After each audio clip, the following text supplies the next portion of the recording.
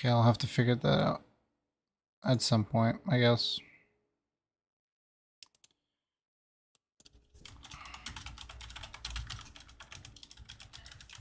Okay, so we'll do that.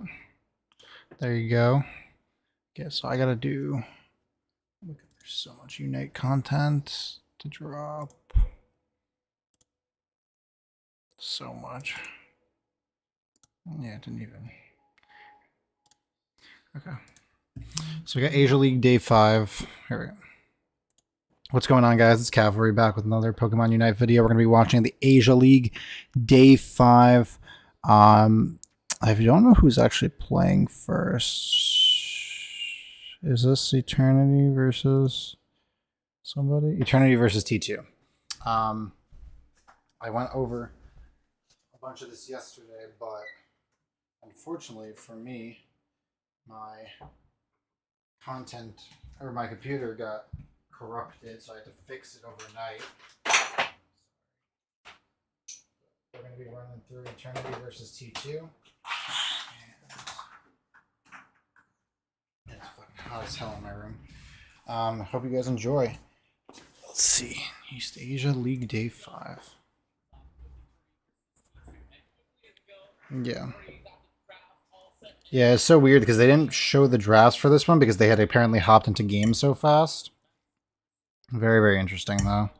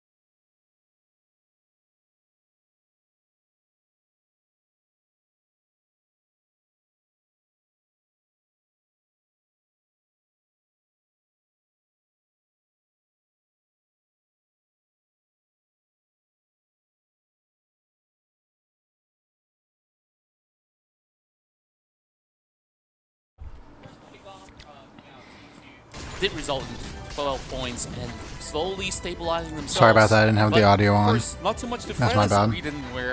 I'm also eating. That doesn't help either.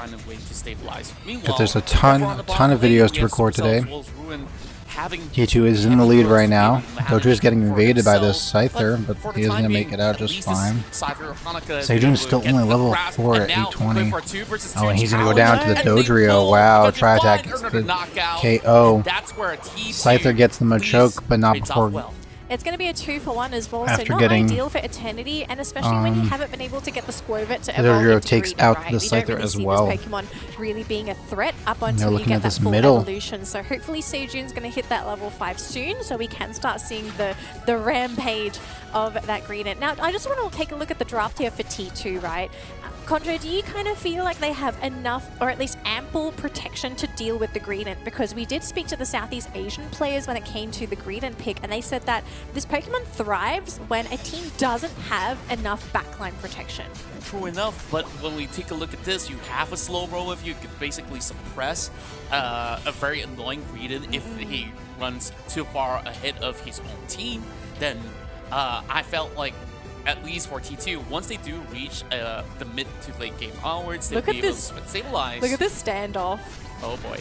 Oh my goodness, I think that's an instant KO. Wow, great ambush coming in from Eternity, realizing takes that out if they can shut this Machoke. top lane down, this is going to give them a big boom. opening to take that 93 to 32 right now. Eternity is is the in the rotation going to be lead going against to T2. bottom lane? It looks like it is, so they break the top goals, they get their levels, and they're going to try and contest for the Reggie down in the bottom lane. And then, Solo Delphox up top, so they're going to try and grab both. No?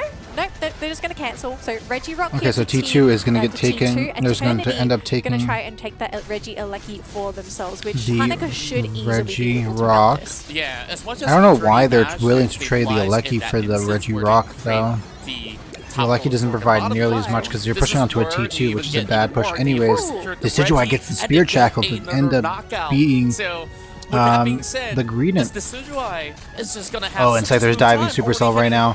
Try attack. Green Illusion Dive does come out, and Supercell's getting really, really low, but he's going to scald, and he's going to be able to get out. Spirit Shackles are raining down on this Scyther, but he does make it out as well as T2's just going to freely take out this Regieleki here. That's what I'm saying. There's no value in that Regieleki push on top. They should have won bottom and tried to contest They've the got bottom. some big Spirit Shackles, and that just melts so much Hibachi's level health 9 off the though. side of Henron Eternity. level 8. One of the things you need to think about with Eternity is that their team wants to get in your face. You've got a Greedent that wants to be in the back Hibachi line. went for the invade, and he's going to get a few scores bottom. He's just testing to see where everybody was. Henron's here to try to contest along with Woolen on the Decidueye, and so is this Greedent. Covet Belch is the build of that Pokemon. So as long as T2 can just consistently kite and front line for that Decidueye, I don't think this game is going to be that problematic, because this game we're not seeing a Greedent blow up. 135 to 114 right now in the favor of Eternity at 5:30 on the clock. I think also something to remember as well, when a Greedent does really well, he is so good at invading the enemy's central area. He can basically knock out those wild Pokemon for himself and deny experience to their opponents. That's also not happening. And I feel like this also just goes to show how pressured he feels playing this Greedent this game. So it seems like he's transitioning to play a different role. Not so much of an invader, but maybe more of a nuisance when those team fights do finally occur. Absolutely agree, and then you have this Clefable to be able to catch him out if he ever wants to try to escape. So you could also understand why Sejun could not really pull off some greedy plays where you just want. And they're just going to let them take the Regice again. Wow, Eternity giving up so much EXP here. Hibachi's going for scores too. Bonus HP gen now. Holding them back and even dishing so much damage, they should be able to actually chase them. Spirit Shackle comes out, does not take out the Scyther though. Scyther just managed to get out. Going to be the question, but Hibachi is looking for they're a abandoning. angle. They're abandoning. They are too scared to have this stolen potentially by the Decidueye. Looks like Mamoswine has been able to get on top of him. We do see the fireworks get thrown down, and oh my goodness, it actually gets stolen by T2. Wow, T2 takes the Regieleki too.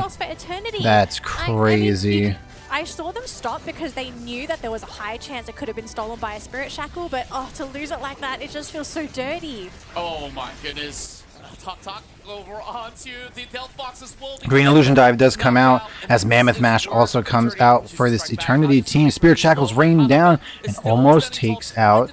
Oh, Blissicence also comes out targeting the Mamoswine. There's just so much damage being put on T2 right now as the Telekinesis is going to try to lift him up in the air, and they're trying to get Henron off of the Covet Belch. Greedent comes in, and so does now the Machamp. But he comes in too late. The Cross Chop Dynamic Punch getting him over the wall, and they're going to settle for these middle Altarias. 164 to 147 at 3:30 on the clock. T2 are doing a fantastic job this game, right? They were going up against a team that has a lot of problematic Pokemon, and they've done a really great job at keeping them zoned away. They have the Clefable there with the constant sustain, and we're not seeing them really crumble in these team fights. Now, they're not in the clear because, especially when it comes to that Rayquaza, team fight wise, I think if Eternity get a good angle, they can just sweep T2 aside. So it's going to be a really big balancing act as to whether T2 can get the appropriate knockouts or do enough damage to just zone Eternity away. Clefable is a much better AoE healing Pokemon compared to something like Blissey. Blissey's single target. So there's not really much you can do there. Sustain is just not comparable. Oh, they're camping out for this champ, and Regice is gonna be going to. Oh, you know, Sajun's there to contest. But T2 has been getting these bottom Regis this entire game as Eternity's gonna make this push on the top lane. Try to set up a win con probably with this final Regieleki, but they are just pressing on. But how much more or can they actually do? They gotta prepare because I don't know. I don't know what 18 the seconds correct from now, play would here Rayquaza would be. is gonna come out online. Yeah, it's such an unfortunate push for Eternity as well. They went as 4 and they got zoned away by a Marsham. And at the same time, T2 took the Reggie down in the bottom lane. I did see Seijun there try to get the steal as well. He wasn't successful. It would have been really good if he could have gotten that, because look at the level differences between these two teams. You have multiple level 13 Pokemon on T2. Eternity are mostly sitting on 10 for the majority of their Pokemon, so a lot of their moves haven't been upgraded yet. So they're playing at a really big deficit. So for Eternity, is it just going to be camp around the Rayquaza? Is it going to be back capping? Like, what's the play here? I don't think you can really play the back cap game, especially up against such a well-protected Decidueye. Exactly, and then you still have that Dodrio now back capping as well. They're already applying pressure, and my Oh, goodness, so much damage coming out. Fantastical finds Fireworks, triple all the way trample, back to and Wave Eternity and takes it. will Wow. eventually Rayquaza away. That's a They went big for the rip turnaround and they against got Phoenix to it. get those much-needed points, because this game, it wasn't as lopsided as it could have Now been. it's They held 256 to their ground. 204 The team as they're going to they get lost the 15 and double another falls. Ultimately, 50. There you go, when it comes to 386 to Rayquaza, 204. Itaru gets that last hit, and can they get the defense off? Ruin is just too low. He's all alone, getting zoned out by the Delphox. Now up in that top lane, we've got, look at this, Seijun single-handedly protecting the goal from 3 Pokemon. There aren't that many defenders that can do this rather easily, but Greedent just being such an agile Pokemon, it's so difficult to stop this from happening. And T2, they're absolutely desperate. They need to find a little bit more of that wiggle room, but both Wallen as well as Ajin is already protecting their territories already. Meanwhile, there's a 120 Cyber points. just waiting for it. It's 120 points. That's all they need if there's no back cap. But yeah, look at take a look at this. I don't know if they're going to be able to have enough firepower for it. So big push here from T2. So far, though, Eternity with the defender's advantage. Hanukkah. They have the shielding. Yeah, Hanukkah just getting really big damage and shredding 3 Pokemon. Now T2 left with 1. It's just going to be the Dodrio. But Hibachi, you need 100. seconds. He needs 120 points. And I just don't think he can do it by himself. Yeah, instant KO, clean up. Eternity have managed to turn this game around, even though they had such a difficult early game.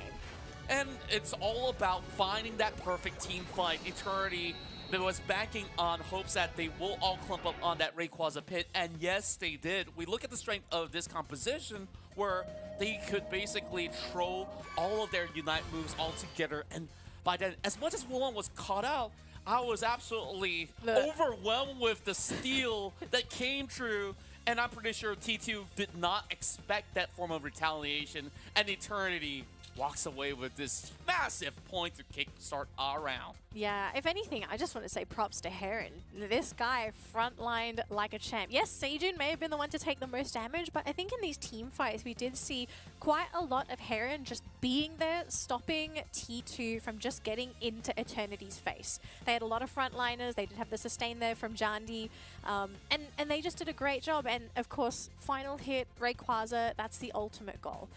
As much as you want to get as many Pokemon knockouts as possible, at the end of the day, you get that big objective that just turns things around, because you also get a damage buff with the shield. Yeah. That's huge. And on top of what may have not worked too well for Eternity, they still stick to that game plan after all. They were hoping that Seijun gets a head start on that early game, but because that invade that went sour, they try to hold back for a little bit and try to stabilize themselves until they get themselves into advantageous situation. And for most part, they had to let go of all these contests onto its bottom lane. Most of the Reggies went over onto the hands of T2 without much form of contest. It didn't matter. Yeah. You get the last hit in Rayquaza, and you're also getting the knockouts as well. I mean, I thought it was going to be T2 favored because they had the levels. I think the majority of their Pokemon. Yeah, were T2 like should have had that. 12, so they were either already. They kind of fully threw a little maxed bit out in the skills by department, letting them rip. close Okay, to we're going it, to head into the and then next Eternity went draft. If they just get like 1 point out T2 of versus this, turn at least round they're 2. certain Yeah. that they will be What do we got? firm for Greedent spot. and exactly. the So Urshifu T2 band. have to win this game. Even if That's they kinda lose crazy. that next game after this, it really doesn't matter. So T2, if there's a time to pull out the crazy strats, it's time to do it now. Now, of course, we see the Greedent ban. We're not going to be seeing that at all. Unfortunate. Supercell's going to pick up the sometimes Mew things have to be done. for the side of Taking away T2 at Seijun's first. Greedent, I think this was a necessary evil. And it but looks like they're let's see what gonna go double they're gonna support. hit Okay. for this Eternity's gonna round. pick up the Meantime, double support, grab the Eternity Slowbro playing and the safe Slowbro Clefable, and Clefable which was are a both very, very really strong good picks duo right that we're now. seeing nowadays. nowadays, especially with the buffs to Clefable. This Pokemon is Sorry about that. That was a truck in the background. Compared to its We got Sword and Blissey. This is now considered a first pick Pokemon nowadays. Whereas for T2 third phase, they I don't think the Sword is a great play, just because he gets hardcore counter, like very, very hardcore. So that'll be interesting. So T2's draft looking pretty solid so far. They just need to finalize it with maybe a defender or another tanky frontliner. But also consider, do they maybe need another diver? Because these next two Pokemon from Eternity, Eternity's gonna grab the Scyther and the Glaceon. Nobody's playing Scizor right now. So Dodrio. That's right, and overall, and wow, Dodrio and Snorlax are going to be the two picks. And what are we going to get for last pick? Is this Garchomp? No, I was about to say, I'm like, there's no way it's Garchomp. Blastoise, maybe? I don't know how I feel about Lucario. Blastoise, yes, pick up Blastoise. No! No, don't pick Lucario. I hate the Lucario here. And that's a really bad decision. Yeah, no. He gets melted by that sword. Like, I don't know why that was a decision in the process, but there you go. He decided on it. Okay, here we go. Game 2 is beginning. Alright, Pokemon could maybe be seeing that tiebreaker happen, but of course, is it going to happen, Eternity? That's the big question mark for this team. As the trainers head into their side lanes, let's sort of see what's going to be the distribution for Pokemon. And so far, it's going to be Heron and Sejun in that bottom lane. Now, they did put Sejun on that classic Slowbro, so he is going to be frontlining for the team and just being an absolute nuisance. I think the respect for Slowbro picks, especially because it's become a real priority nowadays. I love seeing Slowbro. He's a self-sustaining defender who can do a reasonable amount of damage, and depending on what skills you go for, he can be just an absolute menace when it comes to stuns, or he can even do reasonable damage with the Scald and reduce attack. And it's pretty difficult to actually eliminate in lane, although when it comes to pre-Evo Slowbro, he is rather weak. But if you got Wallon here with that Glaceon, this might just be enough support to actually get Sejun over that finish line and get the evolution off. Oh boy, a lot of pressure onto Heron. It will take down the Lucario, and that's the first KO of the game. And T2 slowly getting a little bit more of advantages situation here on the second matchup, where they're hoping to find ways to snowball, and now already challenging for more experienced ones on the Altaria. They will be able to secure more onto the camp, and Hanaka's got to pull back. Should have this agility to do so. Yeah, they had to pop the X speed on the Clefable as well. You don't want to get knocked out there. The healing was there as well, so it would have been a very difficult KO. Although Wallon getting caught here by two Pokemon, they're still being chased there by the Blissey, but so far the backup is going to be just there, and it should be fine for Wallon. He's got two Pokemon to keep him safe. They're going to try and turn onto this Duo Blade, but I'm not necessarily sure this is going to be a successful KO. I mean, Glaceon's here. Is this going to be the damage, though? First KO already. You've lost the Blissey, so that's going to be your sustain gone and out of that picture. Duo Blade, luckily, is going to be okay, but maybe the goal zone isn't going to be as safe, but Glaceon's still chasing after the Duo Blade. He's like, no, stay out of the fight. This is not your battle, man. Yeah, and Supercell has managed to survive having a couple of Citrus Berry lying around the corner of the goal zone and still cancel out some of the potential scores that can go through from Eternity. A little bit of a tussle over onto the midsection as Hanaka managed to spot out Ajin. Not to, huge fight trickling on this middle lane. He's got so much sustain, so we'll Haruta on this Duo Blade still hasn't hit Aegislash at 735. only having very slight edges into this very And they're going to let Hanaka take that free Bunnelby.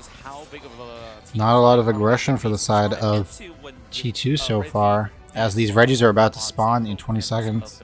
So a lot more priority being given onto Eternity over on top side here, and here it goes. They're picking a fight. Yeah, it's going to come down to Wallon if he's going to be able to do the damage to get those KOs off. And Glaceon takes down the Duo Blade. Not really much of a win for anybody. No points scored, just a couple Pokemon knocked out, and two bottom, two. For both sides. No one's looking at that Regieleki this time. Who's going to be prioritized? I think Eternity is learning from their mistakes from last game and knew that that could have been really, really bad. Because the meta so far has been more on experience, right? You want to take the Reggie down bottom, you get the buff as well, and so far it looks like Eternity are going to be the ones to put themselves right on top of Regirock. This will give a defensive buff as well as experience. So here we go, we get the start. Right team will get it though, so Eternity still getting that buff. Unfortunately, T2... Green Illusion Dive comes out for this Scyther as he's diving into the back line. With the defensive buff, it's going to be much harder to get the KOs. Aegislash is here trying to get those. Aegislash is trying to rip into them, but he's taking a lot of damage at the same time. Icy winds are coming out, and goals are being scored as T2 is gonna. Unsuccessful with the defense, but they do get the Aleki up top. It's really down to Hobachi on how much he can basically pull through. 40-pointer destroys the top end of the goal zone while they will continue to thrive. Eternity getting so much of a wealth of experience, and T2 was only a split second too late to even get any chance to steal it off. There's only the Snorlax up front where they didn't really want to fully commit. We see Rayquaza up in the sky for the temporary measure as both sides are going on a quick reset.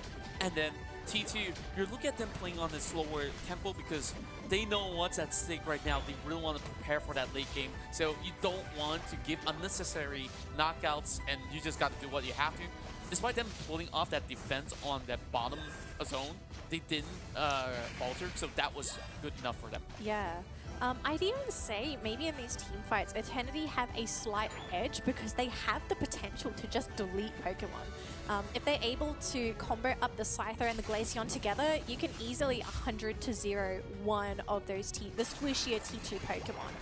It looks like so far though T2 looking to get rid of that. Ooh, and they're diving in. Teams now not going to have access to the Speed Flux at all. Some damage done there onto the Aegislash, but I think this should be a rather successful escape for T2. Both We're in the lead. Reset because 20 seconds to go. We are going to be seeing a respawn. Hobachi is taking this team into the lead, 177-100 at 5 minutes on the clock. Regis, I think some people are still going to Regice is probably. Dojo sees this Scyther, is going to try attack him to try to warn him and get him a little bit back. Wishes.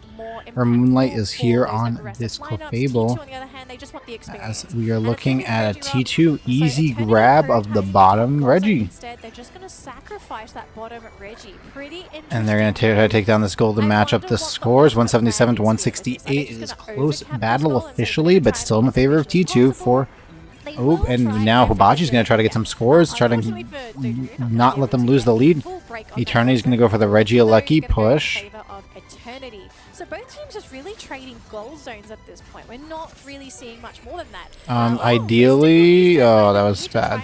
Ideally, the Mew would want to try to stall them a little bit more, but Scyther ends up getting the KO on the Mew there. Don't want to be losing Pokemon for free, especially when there's going to be an imminent battle. Really nice icy win there from the Glaceon. The Fly Clefable screwed me up. I thought that was a Talonflame for a second. I got so confused. The Aegislash slowly working down the Aleki, but look at this though. We're trying Ruin putting some more damage and just trying to make sure they don't score. 264-188 at 3:30 on the clock, as they're playing a tight defense here for T2. Which is going to pop up in a minute and a half now. That's right, and Eternity have given so much room for T2 to work out that bottom push as well. And on top of that, they were really banking on hopes that they secure this Aleki and just force shove their way down the top end of the map. But despite that, sure, they managed to destroy another goal zone, take out a little bit more of that Speed Flux, but it doesn't really matter too much because T2 still held on, and they had plenty of time to actually go in for the reset. So I wonder if Eternity is ever interested on getting 3 minutes, we're in the lead, comes out. On the bottom side, they only got 20 over seconds to decide, but T2 is already well on their way, so... There's 30 seconds to take it. Yeah, when it spawns, you've only got 30 seconds up until Rayquaza. Haruto's just looking for this blue buff, but that's getting a little risky. There's 4 members there. Now Haruto's going to go down early. Aegislash gone. It's only a 10-second respawn timer, but this is going to give you a numbers disadvantage in that bottom fight. And yeah, so that bottom Reggie is what's important here. Especially during these Eternity looks like they're going to get it for free. Hibachi's getting goals in up top. They are going to get this Regirock with defense and special defense. So it may not be as, say, the best of Let's see if T2 can combat them. The levels are about even. I think they're actually slightly in the lead in the side of Eternity with that last. Snorlax is taking a lot of damage here. Supercell's trying to push the enemy team back as Aegislash is diving in. Green Illusion Dive does come out, as does the Aura Cannon and the Glacial Stage.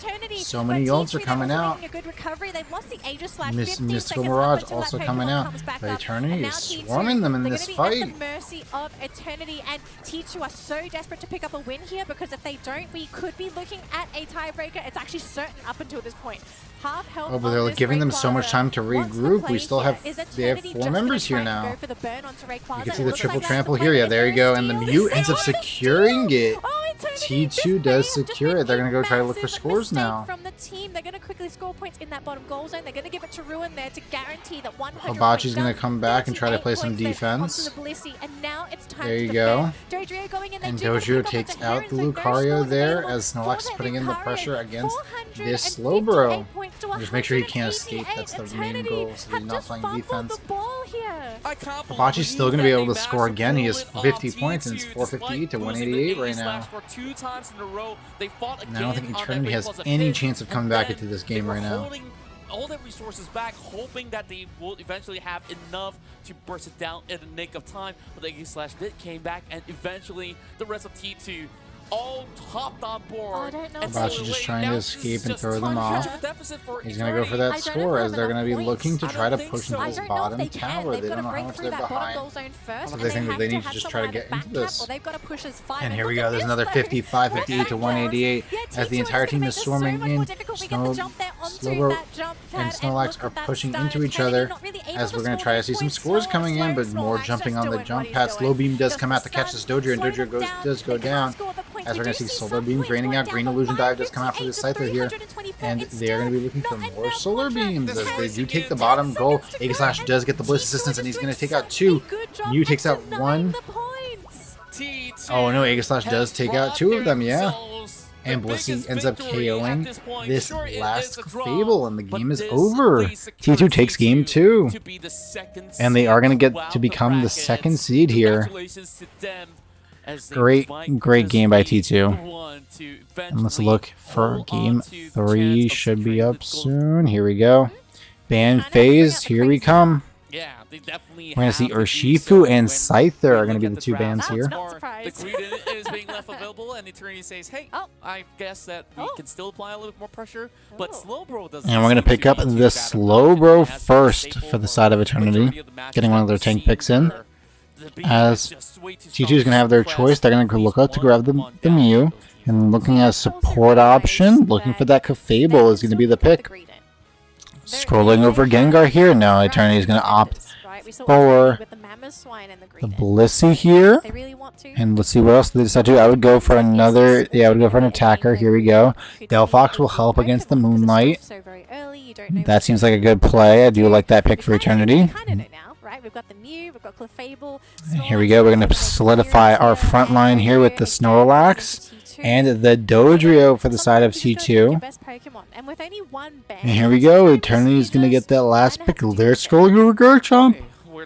Oh no, he's not going to opt for it. Oh wait. Mamo. Double Garchomp. Tyranitar. Talon? What is happening? Tyranitar and Talonflame being the 2 carries? It is. Yep. Eternity needs to get a win here. Talonflame, you can also keep up to speed. Now, I want to see how could they basically handle this pressure from inside of T2. Where and they're going to opt for Machamp. I don't know how well Machamp does into this team comp. Because it seems like a lot of people can escape from his ultimate. And then you have Supercell, who's who knows? That Mew. Preparation phase might they seem like they know what they're doing. Haruto's a very good player on this Machamp, so we'll see. Runs, but this time, Wolon on top. We're getting 3 hats for this Dodrio. And then we keep our eyes on Heron because there can be really huge heroics out of this Talonflame. Yeah, okay. I am really excited to see the Tyranitar here come out because firstly, game 3, match 1. Absolutely, your late game insurance. It's an insurance policy, right? You're putting your money into the bank. You're saying, all right, I want to. So I'm gonna have the Talon go top, Delphox go middle, Larvitar go bottom lane, for the side of Eternity. Pokemon. He's got Abachi is resistances gonna when he has the take Sandstream the going up middle as as there's well. gonna be He's a got Mew damage that bottom. can go through shielding too, which can be Not a problematic. lot of lane pressure. Oh no, I guess the Slowbro is gonna be there. With Dodrio or Mew, you have to be careful of your positioning. Try to counter the Mew. And we're gonna see the invade from Supercell. Hanaka is gonna have to try to be cheeky to secure this. And he does secure it. Wow, good play by this Brazen here. Was a Fennekin, now Brazen. You know, I love this play from T2, just having Snorlax running into the central area, causing issues for Delphox. Because I think in a lot of games we're so used to seeing Delphox as Talonflame is coming back to lane. But to contest like this, you're pulling You resources can get some stacks in this. Machamp is looking to put in his pressure against this Talonflame top lane as a 1v1. Speedster versus all-arounder. Look at this! Oh, man! Abachi is here to try to put pressure on it, and he is going to take out Brazen. This Dodrio trying to cause as many problems as he can early. It's massive because there are so few Pokemon that and we're going to see a Machoke evolution here. So just this play from T2 and they're going to be able to hold pressure top lane as well. Nice comp so far and a nice pressure by this T2 team. Let's see, we got Pupitar finally getting the Evo bottom lane as the Slowpoke is still around. Not a Slowbro yet. We're down or steal some camps away from this Delphox that's been able to farm the mid. There you go, he finally gets the Slowbro Evo. As Brazen's getting chased down by this Dodrio. And this... Ooh, and he survives. No, he does get taken down. Oh, and... Wow. They do get the punish on the Dodrio. He's doing so much the Fletch. We're already seeing two the Fletchender end up getting the kill on a bunch of on this Dodrio. Was kind of big. He's so close to Talon now. Oh, and they give up that would have gotten, if he would have stayed there and tried to secure that, he would have gotten it. But you saw the Machoke running around in the wild. He didn't want to get KO'd. Dodrio is going to be looking for this middle farm as Bliss is here to see it as well. Making sure there's no invade happening. He does see the Snorlax there. Talon is also looking out a little bit. It can go off. As Bliss is going to try to go for the defense, as Talon's going to be looking for a bottom lane invade. That's an amazing move for pushing Pokemon off goal zones, away from objectives. So as the Stealthfox is still looking for some EXP, we do have a few fully evoed Pokemon for the side of Eternity. We're still missing that Tyranitar, as this Pupitar is here by him, or with this Blissey here, but they looks like they're going to get dove. There's 4 here for the side of T2, and they're going to try to defend it, but it doesn't look like it's going to happen. A bunch of scores are raining down, and they are going to break the top goal, 47 to 103 in the favor of T2 here, as Eternity is just going to get this free rip on the Registeel. No, I lied. Mew is here. He's going to be looking for a Solar Beam secure with this light screen. Oh, but he fired it way too early, and he's going to give that for free to Eternity. Yeah, a little bit early there from Ruin, but unfortunately sometimes you just can't get all the timings. So luckily for Eternity, they get that experience. This is important when you're running a Tyranitar lineup as well. Level 8, you're at the 6.5 minute mark, so you are well on your way to hitting that Tyranitar at a really good nice timing. invade top lane as Regieleki is currently being stalled out by this Talonflame. It looks like C2 is hurting their objective bottom lane, looking for some scores, 30 and 22. Fantastical Fireworks does come out and takes out the Mew in the process. Nice play by this Delphox here. Mystical firing, this trying to get Snorlax trying to get out, but there's a lot of damage raining his way, and he's barely gonna make it out. And Regieleki does get popped top lane, as Hibachi's gonna get free scores on this bottom lane, or on this top lane. And they're gonna put a lot of pressure on this bottom lane, and it looks like Eternity or T2 is just gonna let them have it. A bunch of scores are raining, and Hibachi's here, but no break, 109 to 138, as T2 is still in the lead. 5:30 on the clock. Oh, actually, that was a Unite from the Clefable. Gets a nice block, and look at that, pushing back the Slowbro, preventing him from getting the heals. A lot of pressure being put on this T-Tar right now. Supercell is getting so low. And Snorlax too low to join the fight, has to back up and reset. Talonflame causing issues in the front lane. I mean, Eternity are doing really good. Tyranitar is actually finally fully evolved, so Woman comes in, Tyrannical Rampage, zoning out T2. Unfortunate that they couldn't get rid of that goal zone, but we are already starting to see the power of Eternity's team fight. That's right, and they still managed to at least hold on, but it really required a lot of effort coming in from the Clefable, Mew, as well as the Snorlax. But how when it comes down to an all-out brawl, when you're being clipped by Ancient Power, that could easily be reversed when they are not in the favorable position. It's a red eye, so we're not going to be seeing any aggressive or defensive bonuses. And look at that, though, Seijun taking so much damage. So much damage coming out. Fantastical Fireworks and Slow Beam taking out the Dodrio. Or not the Dodrio, the Machamp. Really nice power nap there from the Snorlax to prevent any chase on the side of Eternity. Yeah, wow. These high-level plays coming from these players. Hibachi's just trying to put as much damage and make life as hard as possible for this Eternity team on this big push. Oh my goodness. And we are seeing the Machamp. Really big Unite so far, no KOs. That's going to be a steal on the right side. And T2 is going to get it with the Solar Beam. Blissicence does come out on the T-Tar, but not enough, as Dodrio is going to end up getting the KO on him. Or Snorlax is going to get the KO on the T-Tar, and the Dodrio is going to get a double kill. It's just a great...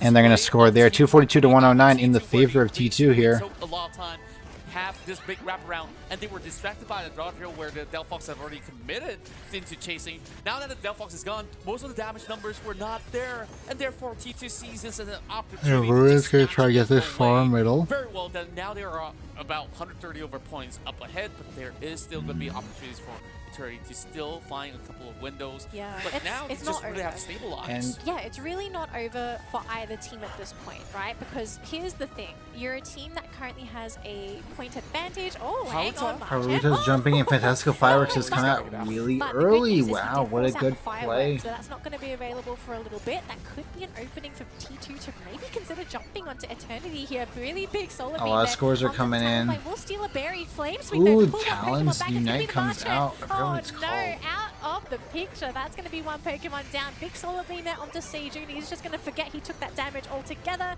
Amnesia, just a broken ability. And Tyranitar going to start working on that Regieleki. Dodrio still in the center of the map, just farming up wild Pokemon. It's like, guys, it's okay.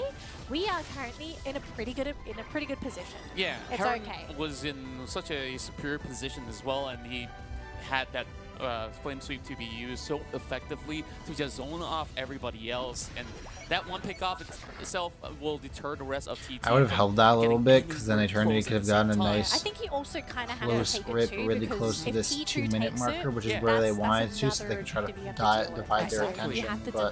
But at the same time, T2 is going to be able to take that for free, 320 to 144 in the favor of T2. It's level 14. That is a Regirock appeared, but it doesn't look like anybody's going to have time to rip it, so they're going to stay in the middle here. Now T2 really has to be very wary of those back taps, and they can't leave it unchecked. Rayquaza now online, and it's really boiling down to this golden team fight. Yeah, it's Solar beams are raining out as there's a Moonlight, but he's trying to heal as many people as he can, but he's not going to be able to heal a lot. Supercell is getting super low and is getting chunked out. He has to leave that team fight as the Blissicence and the Machamp Unite come out. Fantastical Fireworks also coming out, taking out the Machamp. Triple does come out in targeting this Dodrio, or targeting this Delphox. Mystical Mirage also coming out. Talon, here we go. A lot of damage coming out. Henron getting really low, and Talon does go down. There's 3 kills. It's 3 dead, and now it's in the favor of T2. But they're not going to go for the rip. They're just going to play a tight defense. Seijun is scared. He's trying to make sure that they don't take this game. But they're holding really tight. That Mew's pushed up really far, and he's playing really risky. T-Tar being there. Like, no one's able to push in right now. And they're just zoned away, T2. It's just playing mind games with them. Contra, I think if you're Eternity, you gotta just be like, guys, we gotta YOLO. We've got 45 seconds to go. It's either do or die. And if anything, it's time to do it. But can Eternity even make it happen? They're pushing. Power Nap does come out to try to stall them, and the Heavy Slam to try to take him down. Dodrio does take down the Delphox here. And the Solar Beam doing so much damage, taking out 2 members. The Surf comes out, and T2 does end up securing the Rayquaza as Hibachi's going to get his scores in. And they definitely want to thank Eternity for leashing onto that Rayquaza, and they still got it in return to extend. And T2 dominates in Game 3. Every single point to close off what a game. Series. T2 went up close against Eternity, but will be the one to run the extra mile to secure the series. Yeah, they've secured essentially at this point that second spot for now, right? T2, they've got the points. They're in second spot. They're feeling pretty happy about themselves. They've got to be so glad that they won that series because they don't need to go through another best of one, because that's what would have happened if Eternity was able to take this series. Actually, no, T2 would, I think they were almost guaranteed. Man, the points are messing with me, but congratulations to T2. They did great. They did absolutely great. And Wallon, I think like he has so many ideas. Same goes to the rest of Eternity, where Heron had so many great potential pickoffs throughout the course of the run. Yeah, that's rough if you're Eternity there. Yeah, it was so tough because like you have T2 is going to secure that rank 2 spot. Heavy on the Pokemon that I don't know if Eternity stays at 4 though, depending on what happens in this next match. Anyways, guys, thank you guys so much for watching. Please hit that like button down below, and I'll see you guys in the next Pokemon Unite video. Take care. He needs to decide on the fly to join the team. Here we go. We're going to look at the East Asia League table. All the other 4 teams. So they are currently on that second seed. Now, so we're taking a look at the East. This is actually guaranteed, right? Wait, Pokemon Unite East Asia Champions League right here. We got the second match between Secret Ship and No Show. Will be Secret Ship being the 5th seed and No Show being the 3rd seed. A little bit more of that safety net. So it's impossible for Secret Ship, they have got a lot to do in this upcoming bracket. Yeah, it's impossible for them to leap. They can tie with Eternity here. I believe if Secret Ship wins, they tie with Eternity. I don't know how that tiebreaker goes. And then No Show would still end up getting this 3rd seed. So either way, if Secret Ship is deciding their own destiny, No Show really doesn't have anything to play for. But they're going to try to go for the competition and play as hard as they can. They could tie with Eternity, but let's be real, it kind of doesn't matter, right? Because both 4th and 5th seeds, they're going to have to play up against each other anyway during the second phase of the competition. So Secret Ship versus No Show. Here we go. Stage 2, and almost same could be said about No Show, where they will already get themselves perhaps. Where does this match start? Here we go. Here's game 1. We're gonna see Urshifu and Dodrio bands coming out. But I feel like Gengar is just not viable in competitive play, or you have to treat it as if it has everything. Like, you need to feed it, you gotta babysit it, you gotta toilet train, you gotta potty train. This is your baby. We're gonna see the Mew for the side of No Show, and the Scyther and the Snorlax for the side of Secret Ship here. Even if you fully evolved, he's like, if he falls over, you gotta. No Show's gonna pick up the Slowbro and the Blissey. Get like roughed up and beaten up, you know. The Gengar is more of just like that little golden child you got to watch out for. But enough with Gengar talk. We've got some pretty interesting stuff on the screen so far. We've got a Trevenant pick on the side of Secret Ship, and I'm always happy to see a tree. This Pokemon hasn't really been very popular. And Trevenant getting picked up by Secret Ship here, along with the Wigglytuff, so very tanky comp here. I'm assuming they're going to have the Trevenant in lane with eventually become the Snorlax, so they have the Wigglytuff with whoever's going to be bottom lane.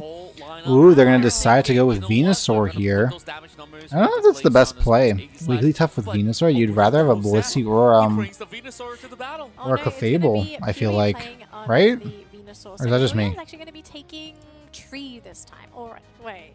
That might just be me. Hang on, let me take a look. He's got... Why is it like this? On this tree. Is this gonna be? I mean, it's a brilliant. I was saying, like, I don't know why it's doing that, but it looked to be good to go. Here we go. We're gonna be seeing a stacking tree on the side of Secret Ship. I mean, is it gonna work? I really do wonder, I'm scared, man. I'm ready to be surprised by Secret Ship overall. No Show going for something a lot more standard and competitive, where you will expect a lot of plays to happen coming in from Chobo to try to pick them up. And of course you have Eepee trying to burst them from afar. Bro, I'm more worried about Eepee, okay? He's a gold ribbon. Here we go, No Show and Secret Ship right here. And there's going to be a pause. It looks like it's for a DC. And they're going to pause. We're going to see what happens. Really, they are deployed, so I think. Okay, we're back. department, this is definitely Here we go. That's lackluster compared to the rest. Yeah, so you're not really going to get easy KOs, but he can be a nuisance. I think that's probably the best way to describe Trevenant, especially when he hits that late game critical mass, where he's got all his health, all his abilities leveled up. And I do believe he'll be fine, so yeah, no full commitment from No-Show, because they just don't have the Pokemon to get that knockout. So luckily for Abuyan, he gets that first stack, because remember, this is attack weight Trevenant.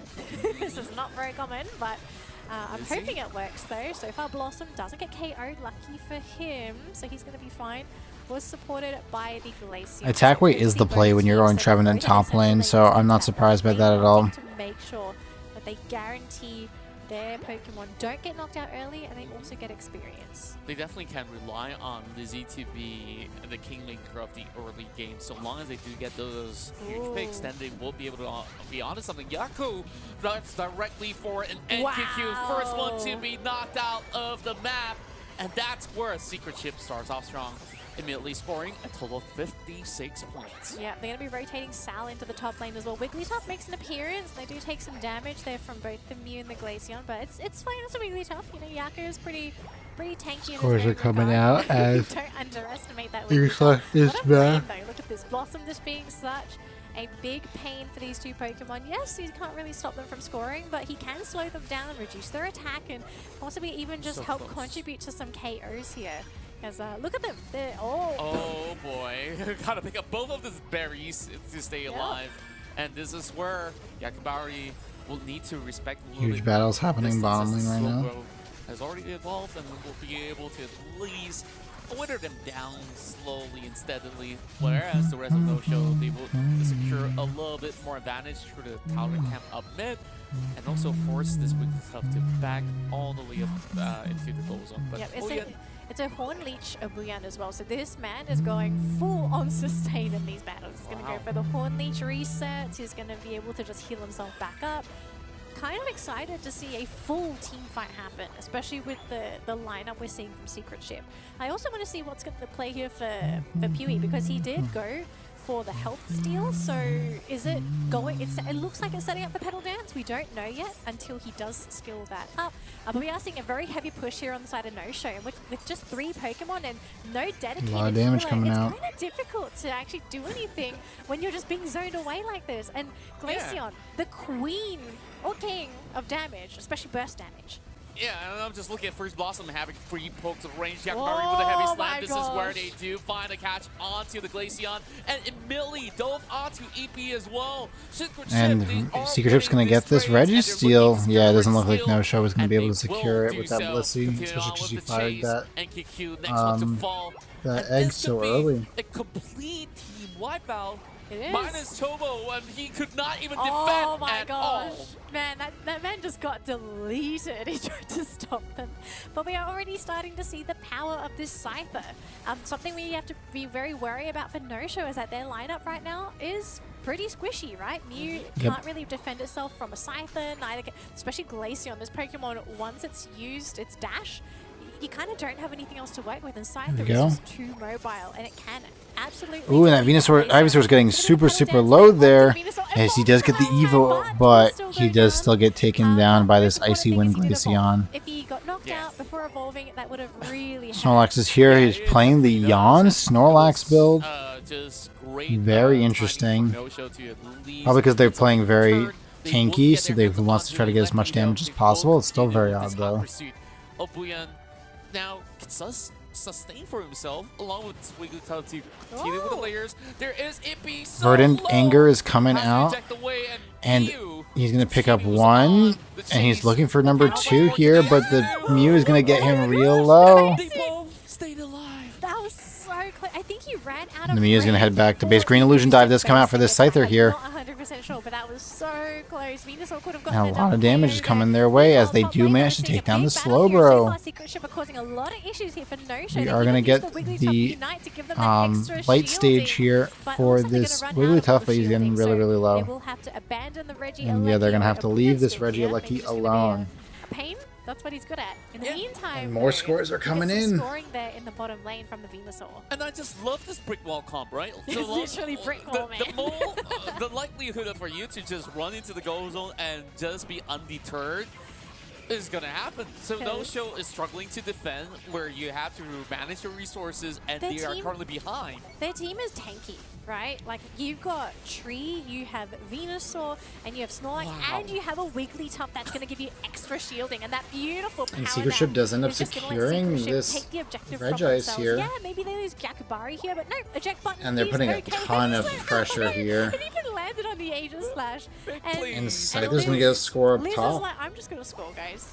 Thank you for the 50. He just got like 4 members body slam. But they're going in. Continue to do so. This is where they draw a huge line. No Show at least having, if he to go in first night, Chobo's got to run for her to heals. But they're just being pincered off. What can you do? There's just no way to take Secret Ship down. My goodness gracious, Ippy, you got no business doing it, but they will try to blast him off. The Scyther is just putting in so much work against his team, but he finally gets taken down by this Slowbro here. Chaotic fight in that bottom lane, but we're already starting to see the craziness, which is the Horn Leech reset on the Trevenant. If you're caught for the full duration Horn Leech, that's actually a really long disable. Not only is it going to displace you into wherever he's Horn Leeching, but you can't move. You're stuck there. The Trevenant is also healing at the same time, which means you got to figure out a way to actually either prevent the Horn Leeches from connecting, or just and Aegis Slash and the Mew take down the Snorlax here. You have to burst down a Venusaur, you have to burst down a Snorlax. And Aegis Slash is just putting in the work here. Mew does get the KO, and Scyther goes down to the Aegis Slash. And here they're going to be able to plan out their math and do whatever they need to score. Power spikes online already, and Secret Ship need to start respecting the output that's coming not only from this Glaceon, but this Mew and Aegis Slash could still hurt them if they're not having any form of stacking coming in from the rest of the members of Secret Ship, right? You need the Wigglytuff to be around. This Trevenant can't do it all by himself. Very much self-explanatory of what we saw on how Opian handled that sort of situation. Despite that, though, now 20 over seconds before we get No Shows here at this bottom, but Secret Ship is just trying to zone them out, taking a lot of damage and having to move back a little bit. Again, not having this true healer is being a real big problem for them.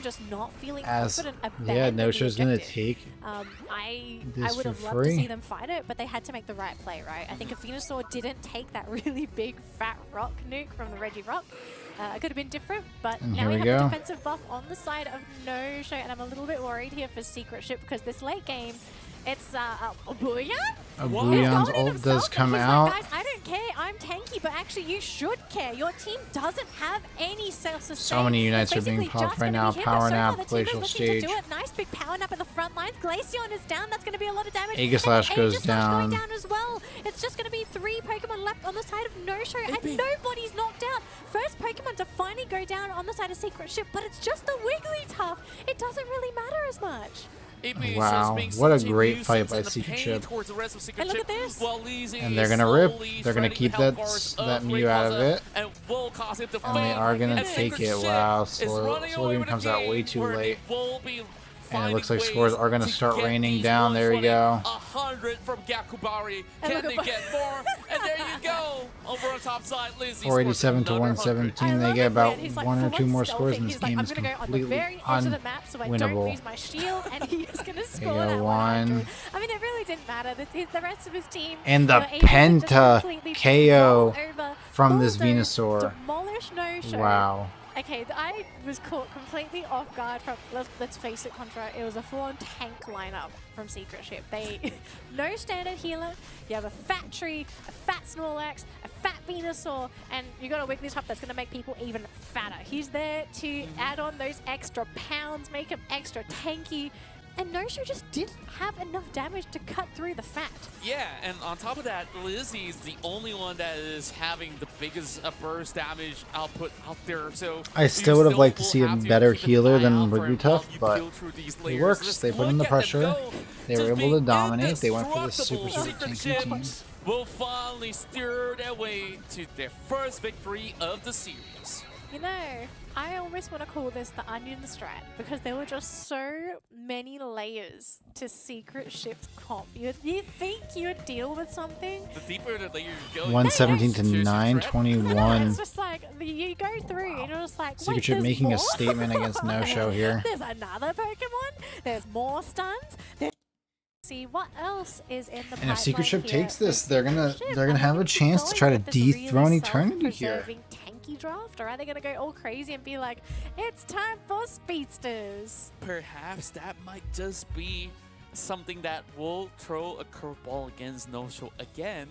But No-Show should have preparations of their own. I think EP did really well on that past match. Yeah, Mew's Especially fine. this Mew has done ample of the So we're gonna get numbers Mew from for the side of past No-Show. match. So Secret Ship's gonna opt for the Scyther for and Secret Ship, I Snorlax. believe what we're seeing here is them running it back, but they do have the Slowbro here alongside with Clefable so that they can Slowbro basically Clefable for mark the side of onto this No-Show. targeted Scyther. We do assume them to evolve.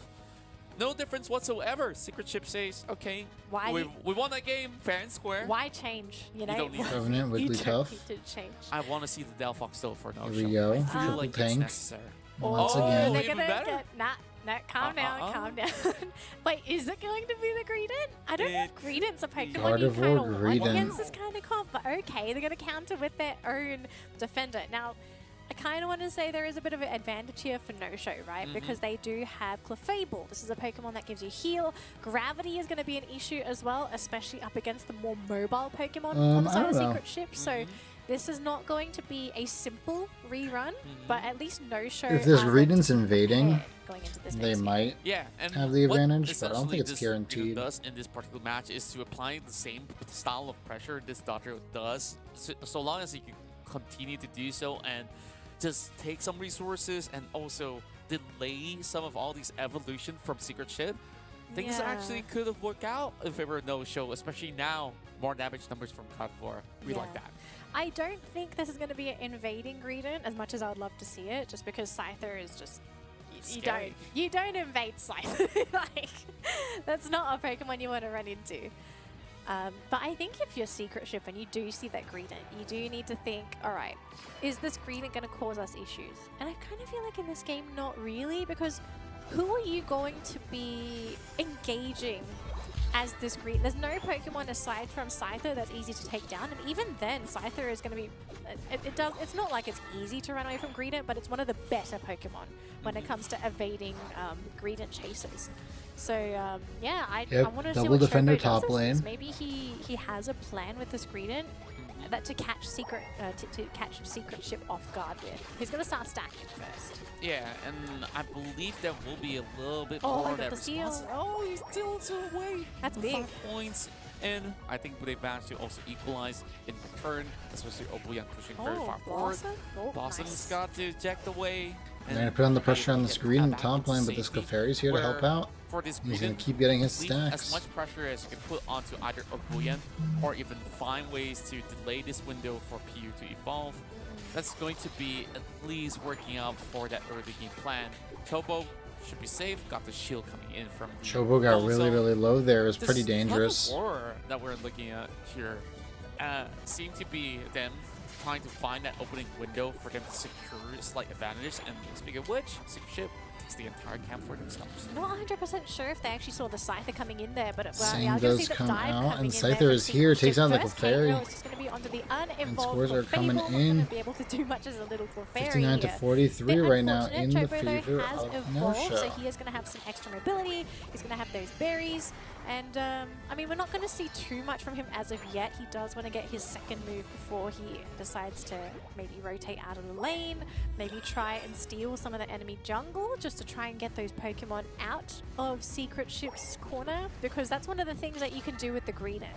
You pressure by going into the central area of your opponent's side, take those Pokemon for themselves, you can score it, you can do whatever, but most importantly, you are denying that experience away.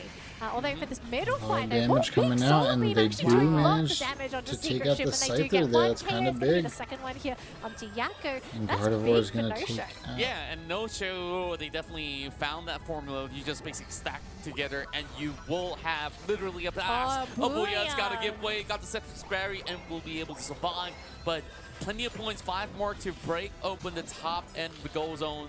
And it's already 120. They got to keep up the speed. They got the Mew. A lot of damage coming out. Eject, though, they will just be able to get out at me. Oh, just on a Eject sliver of and health is all. going to just survive. And Oh, they the stuck Mew around. does go down to the Mistake there Wigglytuff. from Epe, though. as The fight this continues. Abuyan coming in with those big has core so much features, damage but just look at getting Gardevoir rained just doing out. damage Trevenant's onto still Abuyan. He's up, not but down Wuyan's yet, getting really though. low This though. tree He is is going to go down to the does green and finally bullet get seed. knocked out. As it But is be just careful Scyther here with now. that Scyther. You are very squishy and very, very likely for the Greedent to maybe chase. But luckily, we'll live for now.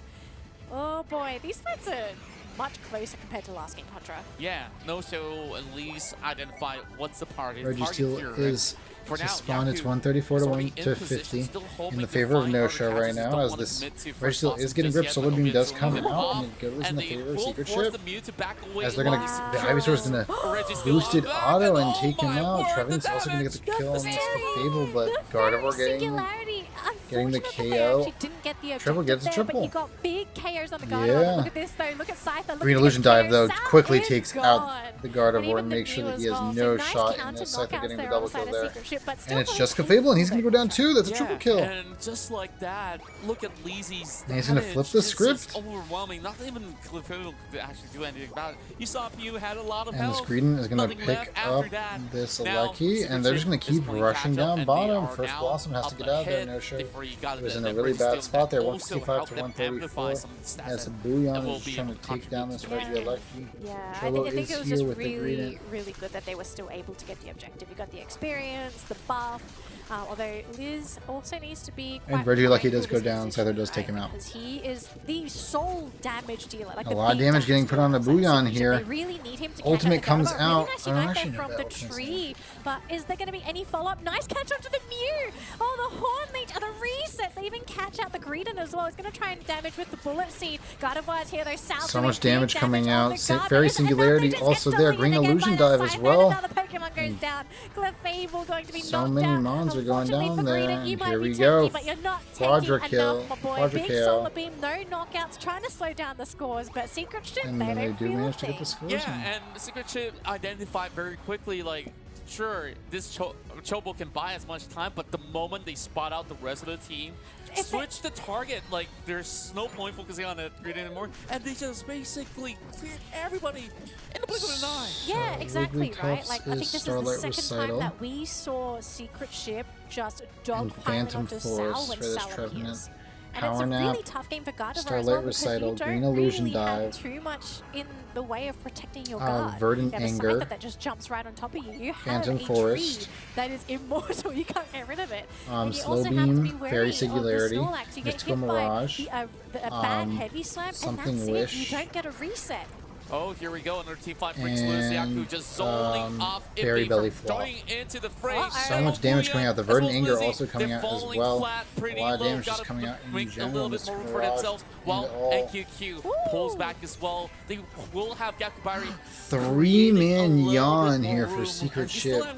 having high health bars. Both sides contending very early. Trev taking and out. Phantom finally, Force does come Zeke out, as well as putting the Win shows pressure himself on yet this again as Mew he chases here, out the Ippy, and boom, Mew does knock get out the taken out Mew. by the Trevenant. Wow, So much this damage tree coming is just in. a And Secret Ship is absolute just dominating right now, but nuisance taking a for lot No-Show. of They just damage. can't get rid of They it. do manage to Where get double, is triple the tree kill killer? for the They just gotta Trevenant. get rid of Wow. Booyan, but they just can't do it at all. This man, he's just So much leeching damage everything for off this of side everybody. of Secret I Ship. cannot believe it. I couldn't believe it either. And like what you said early on, the onion theory, the layering. We saw the health bars are low. Hey, doesn't matter. I got that. 3:31 on the clock. It's 223 to 134 in the favor of Secret Ship right now. And Secret Ship making No-Show feel like this is an eternity of As a they're matchup looking to that they try will to have get play. into that Literally, fourth although seed. it's not Eternity the team, but just the game in general.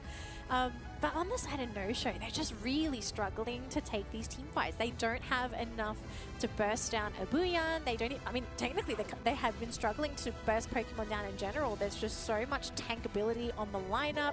They also have to be mindful of where the Scyther is, so you they can't don't just realize simply the go Snorlax up there is and there. Luke's in as a Gardevoir. Triple Even yawn Mew once is quite vulnerable again, to just and now getting Venusaur is here to instant help out. knockdown, Solar by beams this are coming Pokemon. out. Yeah, Pewee now. But And actually, Contra, I to want no to sort of avail. talk about this. Choco's getting this kind of low Greedent pick, as right? Like this we Scyther, who's saw now this in level the 14, is drafting chasing phase, after him. And I mean, is Regieleki doing going to get anything stalled for a this little comp? bit. I don't think it really Secret Chip's mattered best much design would be to because try to take the this way around the that it was being played out, 210, it didn't really 205 disrupt their early time game frame is tempo. their It best didn't really shot. create enough pressure But it in looks like they're order going to head have back this to Greedent base. to They're going to pull come back Secret off Chip of to this. go Looks on like an No-Show's going to try to overtime get it. to race around the map. And I also give props to Secret want Chip this because free they're not shot falling prey here. to some of all these shenanigans Yeah. as well. So Do you? no areas to backcap. Yeah. That's also another thing to factor in. I was thinking, do you start transitioning your Greedent to the Dodrio style of play? Like you just Yeah. start backcapping, right? You force Secret Ship into a awkward fight. We've got 2 Absolutely. minutes on the clock, Contra. That's what So they if should there's be a time doing, to and the come back, it's gonna scores be are going now, to start and raining No-Show down as needs to win No-Show's this going to matchup. pick Now, up they the do get lead a here. 96 pointer in that top lane, but okay, they are leading. Wow. Can they keep the lead? That's the Berry most Belly important Flop thing. But comes if out they for this chose it Greedent. for free, this wouldn't feel good at all. Oh, the position. And it is a has to Bullet be Seed Greedent. better, where It's No-Show not is the just Belch out. Greedent that we are They normally find used to. Cell Yan stuck does in the come out. corner. What could they possibly do? Could she eject Booyan's going to try to score, and he does get sniped by this Mew. Power Nap does come out, Phantom Forest as well. Wish coming out as they're trying to decide who decides on self-destruct. So much damage with this Fairy Singularity, and Gardevoir is going to take them out. No-Show trying to take their spot. Verdant Anger coming out, but they get wiped. Because It's remember, just the Contra, they are Scyther. still leading.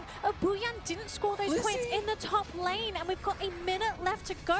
Now, the thing is, Scyther cannot afford to go down there. They need Liz for this fight. We've got Snorlax Oh, but just he's dashing back. into the top No-Show lane is here. in the lead Pokemon right are now. very low on the side of No-Show. The steal potential is possibly there. They are Here gonna we lose go, Liz, though, and the No-Show shield does goes into secure No-Show. it. No, step number 2 for comeback. It's happening, Contra. It has Secret to. Ship, they've lost control. And they do have a lot of areas to work with, especially with the first goal zone still up and standing on the And bottom. Gardevoir hitting the No-Show Quadra have done it KO. with Sal's massive Fairy Singularity to be the game changer of this matchup. And Secret Ship, they were all bruised up. They were all scattered across. I was concerned because they overextended, and that shouldn't have been ever the case where you just set things up perfectly for No-Show to blast them And the off. craziest part is if I am Trevenant in scored shock. there, I don't think they die as But easily. we do need to acknowledge that Secret Ship, you know, we can understand the play, wanting to dogpile on Sal. You want to get rid of that Gardevoir as fast as you can. But you have to consider, if you don't get rid of that Pokemon fast enough, she's going to whip out the ace in the hole. She's going to throw that Unite down. Your entire composition relies that on was Pokemon crazy. that want to be in your face. That's the perfect setup for a amazing. Just stuff of beauties. No-Show. But We're going to be looking at ahead game of you. 3 Don't worry, I'll here. send Here we you go. there after we're able Whoa. to- I like the fact that they've actually taken away I get to Epe's see Mew it. because we've seen him play this Pokemon twice. So we see the And Caflable Mew in and the the right hands Dodrio is just ban. We're so going to see a impactful. Mew and a Fair Slowbro enough, here. and this is where it also forces you to go for something very different from. And they're going to go Wow. They for say, the "You know Trev what? on You the can side have of my No-Show. Mew. I'm going to take your Trev Taking and it away play from Secret Yaku. Ship. Mamoswine as well. Yeah. So this is a very frontline heavy comp from No-Show. You know what? I like the series Okay. already. And we're gonna Can see we go- Slowbro. hang on. Bringing all the tanky boys on board. Production, can we And make this a best Secret of 5, please? Ship is going to pick up the Okay, be careful Snorlax. what you wish for because it could go on forever. Defenders. We've got 4 defenders in one game contract. What is this madness? And it keeps getting better and better. Urshifu I'm surprised that Urshifu was and passed Hoopa. on by Secret Ship, even though it was left available. And No if you look way at is the they going to Booyah, go. is thinking about it. Blast. Really? Triple defender? Go. Do it, Secret Ship. Blastoise. Do it. Do it. Give me that Babuya. Oh, and the Blastoise. Scyther is going to get picked up. It's worked out. Oh So my not God, a my lot of mind healing. blown. And on top of it, Contra, what's the number for the hospital? I'm feeling lightheaded here. Don't worry, I'll Wow, send that's you crazy. It won't take too long. Just 10 Oh minutes. my 10 more minutes. So now, of course, when see the those Decidueye. shows create their final lock in Not the a great Pokemon, pick it's gonna be because Hoopa Secret along Ship with is the very Decidueye, dive. So this is looking to be more sensible on why No Show opts to go in for a very front-heavy lineup, and then you will create that space for this Decidueye to be able to at least slowly weird them down. And you got Epee, who's currently fielding the Urshifu, so want to see how well could they possibly do, because they've managed to decipher the second game. Yeah. Could they make this a grand comeback against Secret Ship?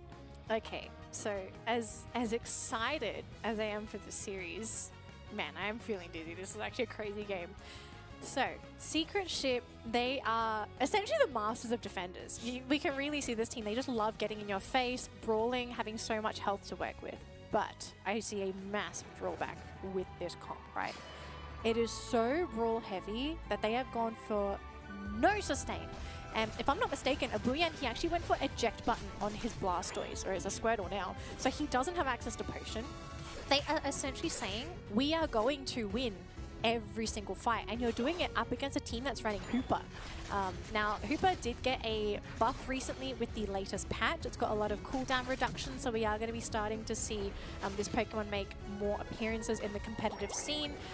Hyperspace Hole is going to be a big problem for Secret Ship because this is also going to let, firstly, No Show's Pokemon reset. Yeah, let's see how Secret Ship handles this. And Secret Ship are banking on their They need to take team down this to Mammo get here, and the knockouts. Swinub doesn't If they go don't down. get the knockouts, they are going to lose in the sustain department. And here comes the Decidueye. Cubfu is here though. Can be that game-changing Pokemon for them overall for the exact And it same looks like reason. Snorlax is gonna go down Gary first. Want to be knocked out, and we're also having this Urshifu ramping And up Hoopa to goes down speed. top lane. Meanwhile, top side, easy.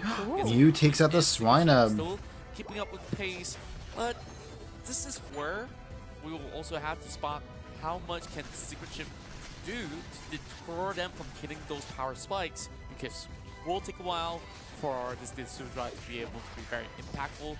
But once you have the Hoopa to be unbound and you have this hyperspace hole, doesn't matter. You just go on for days and you can basically go for back caps, rotate the other way around. Exactly. Push every part of the map. Snorlax is taking a ton of damage, or Shifu is trying to put as much pressure on as Will be possible. able to get out, won't be looks like knocked he is out gonna be there able to by get the out. Urshifu. It's so weird to see Urshifu because we just haven't seen this Pokemon at all today. But gonna Wicked come back Blow with Urshifu is Hyper here. Space Hole. And yeah, I mean, this is just going to be something that Secret Ship are going to have to deal with, the resets with the Hyperspace Hole. Luckily, though, for Secret Ship, Abuyan, we know this guy. I don't want to gush too much, but he is a really big player on the side of Secret Ship. He's running the Blastoise. He's going to be running a lot of the damage alongside the Scyther. Wow. His Hydro Typhoons can be game-changing. If he lands a big Typhoon, I think it's game over for No Show, because they're just going to get overrun. You get Scyther jumping on top of you. You have Mew that's going to be throwing out. Ooh, Spirit Shackle does take down the Mew Solar there. Beams from downtown. So the fact that Secret Ship have just decided to go for this style of play, I mean, we're only starting to see the beginning Quite of it. radical, right? I don't think we see the full potential until that 6-minute mark when everyone's fully evolved and ready to go. That's right, and that's what we're hoping to see. Secret Ship just wants a steady gameplay, and we're already seeing this. It's the Mortado spin. just Here we spinning go. across and does not have enough Warchill damage trying to put as much to pressure in actually, as knock them possible, out, so Livium but does come thank out. you, as well as the Decidueye will be taking a little bit more. Spirit Shackles are raining as out from the Reggie is Decidueye. He's about trying to put as spawn. much pressure on Let's this see Mew as what possible. Regice is that's where spawned. Secret Ship can He's take this right lead now time. 91 to Congregating, 43 and at they're 7 looking minutes for this in. pick where there's not much room for if you can run. Oh man, the but we'll be reset. able to 23 get more out. scores are coming in. Green Illusion Dive as the just Scyther's going to get pick caught up there a by the triple Scyther, kill. so 2 knockouts. This is what I was Just to be talking the about. Urshifu once again When to you steal have a the Decidueye, heavy you have to be slam. very, very Bit careful. too because much if there, you're so not, Secret top Ship it will off. successfully get the objective and the Urshifu. So And they're gonna far, kill the Urshifu- this kill the very Urshifu too. hyper-aggressive, tanky Let's lineup go is 30 working and out get for ready at a Secret Blastoise here. That's right. As Regieleku's going to get taken by No-Show, but not a great objective. Actually, this will be pretty good, 'cause he's gonna be able to push on and get the points, 'cause no one's there to defend. Please make this Yeah. pretty much even. Now, attention being drawn over on the top. So end he of should the be able to spectrum, get and Secret Ship multiple scores will in this top eventually give goal. a little bit more chase, but that's for the side of No Show. Chris Blossom gets a little bit more of that. He's trying to score. He gets it. And Piloswine does pick it up, but he's going to take a lot more damage. Icicle Crash does come out high horsepower as well. The process, though, you actually have a fight Scyther there. got Looks Wicked like they're going to Blowed. actually lose one on the side of Secret Ship, also one on No Show. Wow, and now this, the teams are looking to brawl in the that Blaster top takes down the lane. Piloswine, and the Mew takes down the Decidueye, as he's also going to take it down the and even Typhoon gets thrown down as well. And the Hoopa. Secret Ship really wanting to break that top goal zone. Yeah, and I felt like No Show has risked themselves too much, especially when you see the Mammal side commitment. Chris Blossom sees, okay, we got the Lucky, let's make good use of it. Just eject it all the way to the front, and you don't expect him to be able to survive. You don't really have the Ignite move available anyways. Yeah. So Secret Ship took that perfect opportunity, applied enough pressure. But even so, I mean, despite all that went down for No Show, they are keeping up to speed as well. Back cap coming in, and we're already seeing that worshipful scores are coming in. Yeah, so Epe's just trying to get as much experience as he can. No Show's No Show right now is in the lead. And the most annoying thing, especially if you're running Urshifu against the Blastoise that's running this particular build, is that you throw chops out really of there, stun the and the Blastoise when rapid he's spinning. spin. He's just going to get that Blastoise free can go to the damage. jungle Yes, he area. will still take the damage, but you won't get that flinch, the pushback, and that's the most important thing, especially for this Urshifu, because remember, to the trainers that are just coming back to Pokemon Unite, this Pokemon got a really big nerf in the damage department and also the damage reduction department. So it's not going to be as impactful as it used to be. Again, another Reggie going in the way of Secret Ship. They're not going to fully commit to those KOs. They're just happy to take this experience and deny it from No Show. Yeah, things are really looking very well in favor of Secret Ship. 2 Reggies in a row, and we have this Mew to also be prepared to going for the last knockout. So now Yakubari has got a lot of and Secret Ship is going to take out the Urshifu here. And No Show still manages to take out the Regieleki, but he goes down through this Scyther. Phantom Force does come out with the Trevenant and Rings Unbound as well. Rings Unbound. Only Yaku left, and he's being shoved aside, and here comes and here comes Blastoise Hydro Typhoon. He's actually throwing the Hydro Typhoon down, going to throw down the spin to win as well. There's not really much that they're going to be able to do, but he won't stick around. He will. Slowbro's going to go down. Solar Beams are still raining out from this. The damage has really been done. The Aleki has already been taken, and Secret Ship are just going to have to deal with this. 3.5 minutes until Rayquaza spawns. This is going to be enough time for another Hydro Typhoon to recharge. Essentially now, if you're Secret Ship, you just want to get those levels. Make sure you can get all of your moves to their plus versions. Make sure they're all upgraded, and just get ready for that final fight, really. That's right, and just look at Secret Ship. At least they knew exactly how to spread out in terms of these fights where they could basically handle each respective Pokemon from No Show one after another. Now, it's all about finding that perfect angle for No Show in order to find enough damage to be done by the Decidueye. Meanwhile, Yakubari that Hoopa's getting really low. Puts a little bit more of pressure where No Show, after getting the cam's like, okay, I got no more business doing here.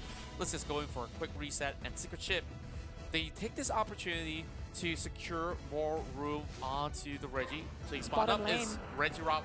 Very valuable target, and No Show wants a piece of this. Yeah, No Show really wants the experience and the defense buff as well. This is going to be so useful going into Rayquaza. Now, can they take it in time, though? It looks like they will No Show get is it. going to get it, but Blastoise is here, and they do take him down. Hoopa's getting really, really low here. It's 2 minutes. The Decidueye in the process. They're almost going to here we go, Brain Illusion dive, and they're diving this Urshifu. Now they're looking for Trev and being chased out of this there by Mamo. Blastoise, and now it looks like Secret Ship looks to is going to try to rip. As Hoopa is going to be here, and who Rings Unbound. Here we go. Mystical Mirage as well, and Secret Ship secures it. They got to go score. They have to go score. They are going to commit to this fight. Their first Blossom struggling on that Mamoswine is going to try and counter score, but you know, Secret Ship, they don't care. They have the shield. They're just going to try and score, and it looks like they will break Yaku, so he's not going to be able to drop his 100 points, and they've even used Yakubari's as well. And No Show are scoring. Secret Ship, they haven't deposited their points. They do finally Secret Ship only gets 1 score in. They're ahead by a tiny bit. No Show are 8 points away. They need 8 points. points. And they couldn't really find that window of opportunity. Oh, Bouillon still has the shield available, but there's no room. No, they can turn it around. They've got a minute to go. Secret Ship have to defend and make sure No-Show do not score any points. No-Show have no idea how close they are to actually taking this game. And No-Show will have to defend for their lives here. Secret Ship were hoping to get their very first series win.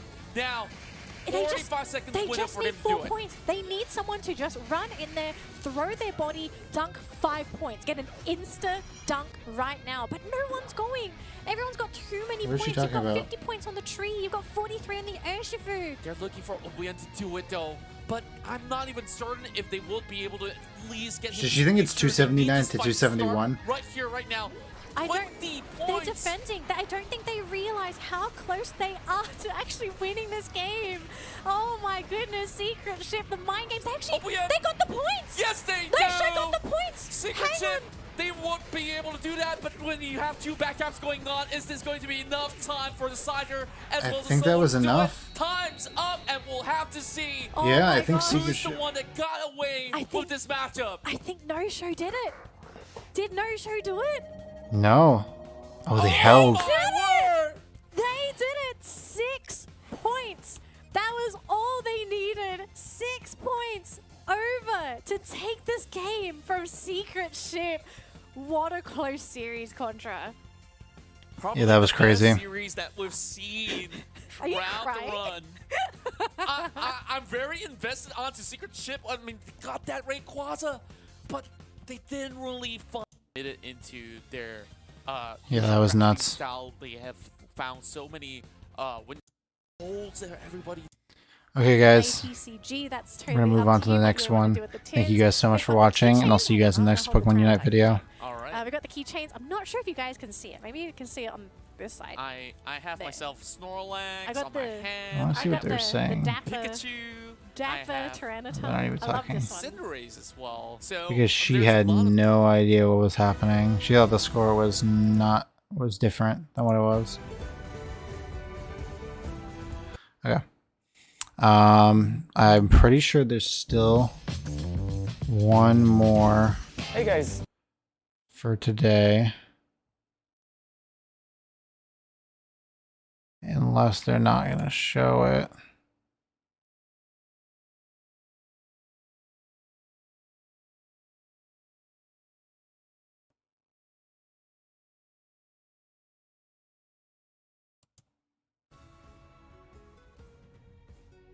Southeast Asia.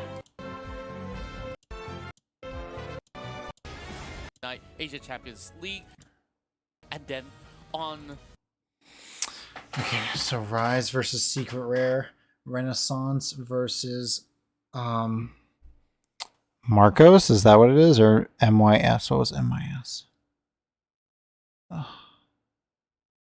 I don't remember. I do not remember.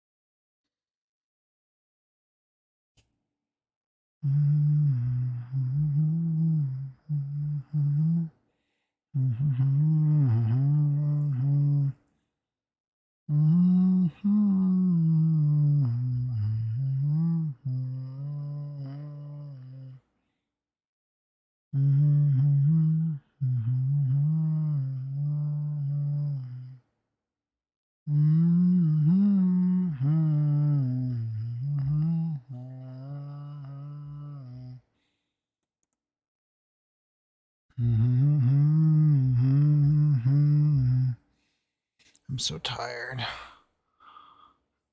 That's my issue. I just don't have the energy. You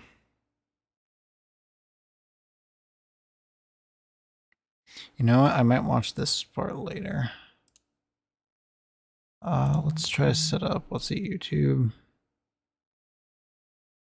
Yeah, there's so many tournaments that happened.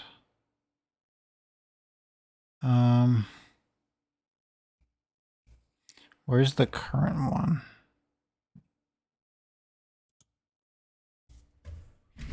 So look it up on the Pokemon Unite channel.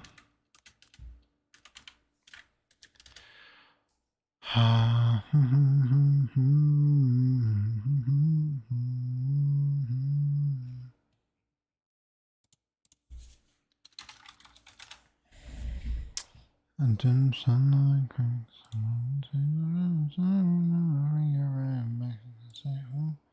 Love it when you do it like that.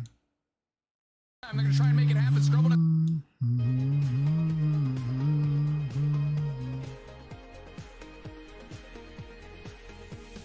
Yeah. I do want to hide the chat a little bit. Okay. Wait.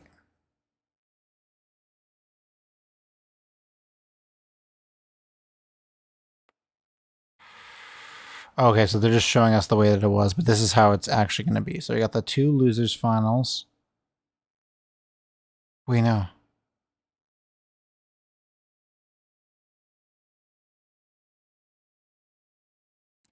Oh, so they already played out matches? They're not going to show us all of it? Okay.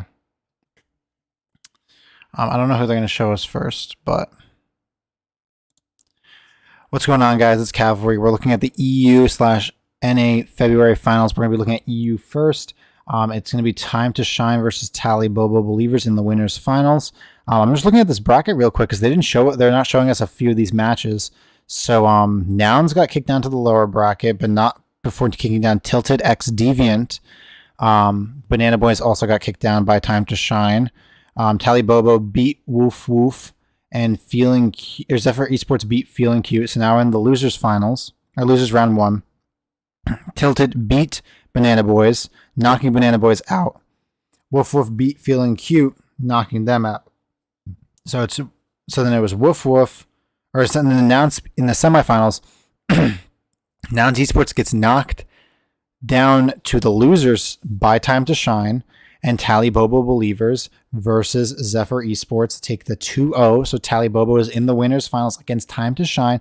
Losers quarters comes up, and we still have to play those matches. So that's what we're looking at. So we're looking at the winners finals, and the losers all the way to the grand finals is going to be. So we got Zephyr Esports, Tilted X Deviant, Nouns Esports, Woof Woof, and Time to Shine, and Tally Bobo Believers. Wow.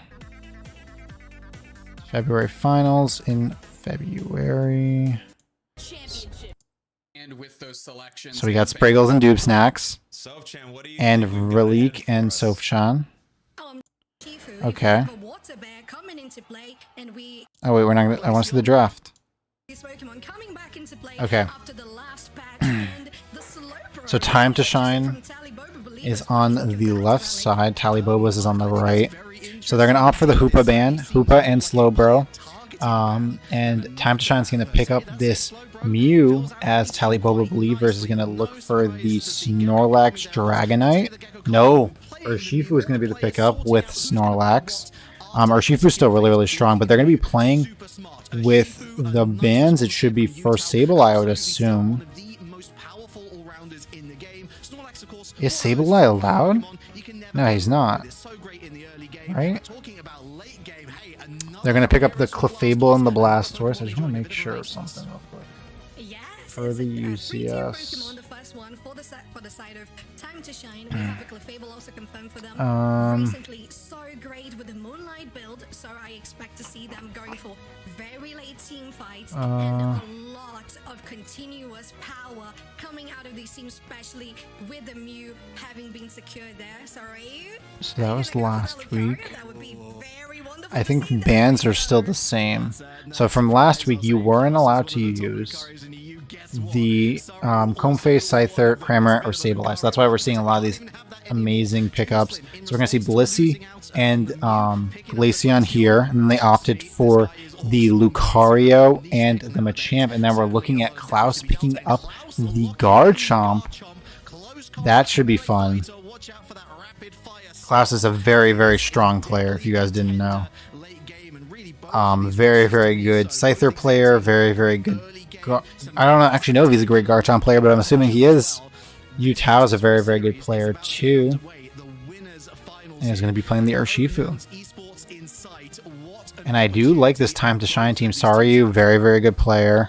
Have my eyes on him. Gecko Kami, I've seen multiple times. Chelvin also.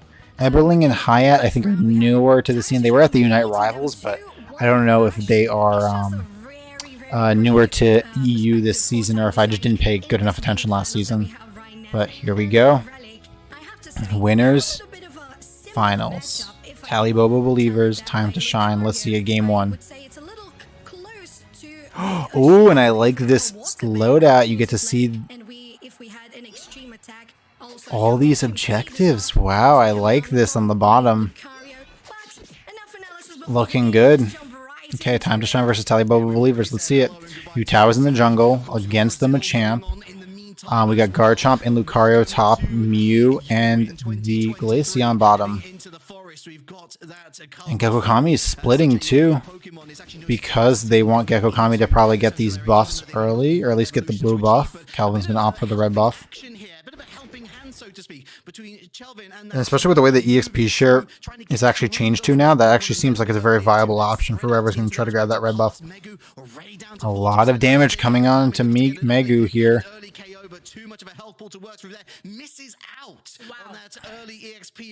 And I am a huge Talibobo fan, so because Toon Slim was playing for GG last season / TTV, and I was a huge TTV fan, so I'm hoping that they do really well. But I do want to see Time to Shine put up very, very good competition. I don't want this to be easy. I want EU to be a very strong region, because I want EU and NA to really be dominant. I don't like these Asia teams being so strong and us being kind of weak. So Kelvin's getting really, really low here, though. And they do make it out.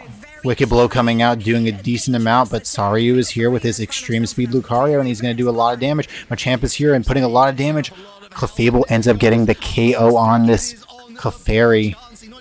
Or not Clefairy, Chansey. Jeez.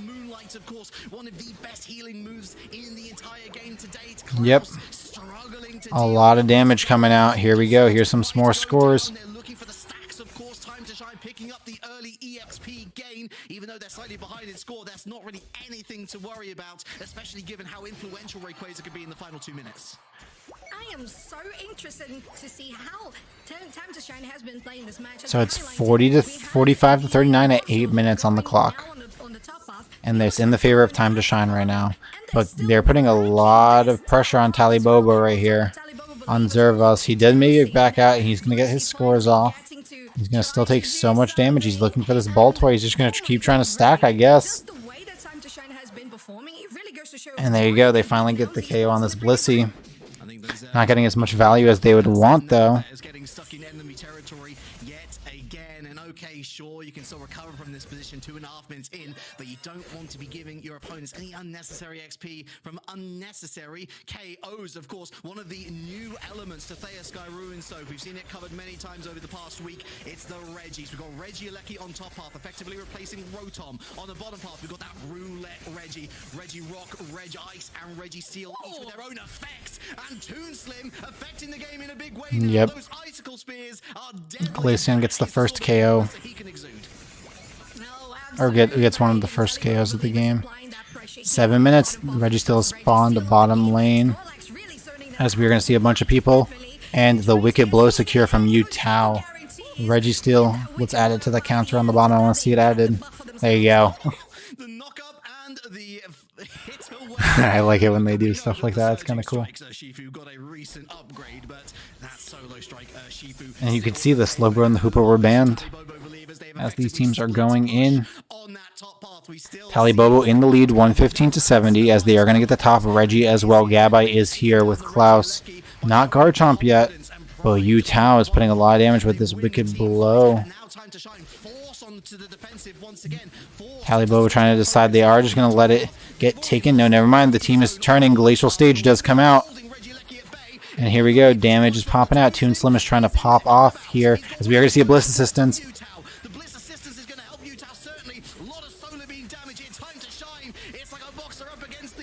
And Urshifu does take down the Lucario there, as the Garchomp Unite also comes out.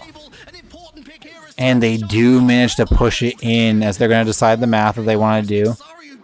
Oh, just unfortunate 4-1. They're going to try to get as many points as possible. into this top goal before Toon ends up scoring, and he should score here. There you go, and he's going to get the 40 off. Beautiful. 221 to 70 at 5:20 in the favor of Talibobo. Yeah, they got the bottom and the top Reggie was really, really good for them.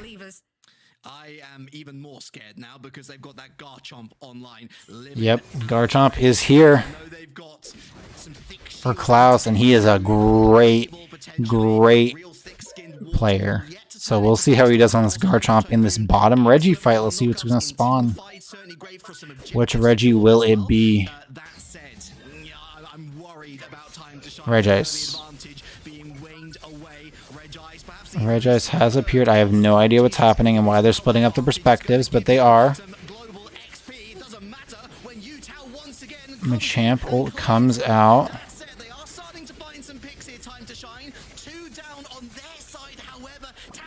And Talibobo is just going in. Klaus getting the final KO there.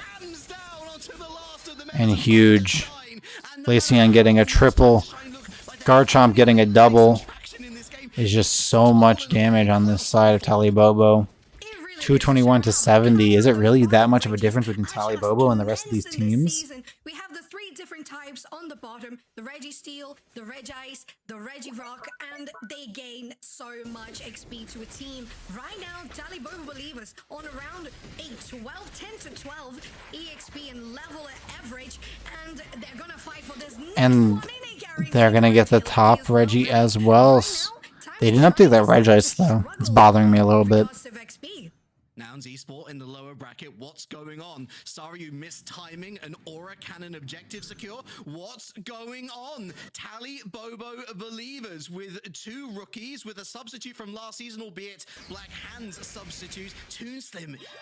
Is he the difference maker? Is Yutao and Megu, are they the difference maker? Have we stumbled upon a new king in EU? Well, there is, of course, still a long... Ooh, and they're going to show this mini frame. There you go. The Regis finally got added. I was about to say, I'm like, this is going to bother me for the rest of the match.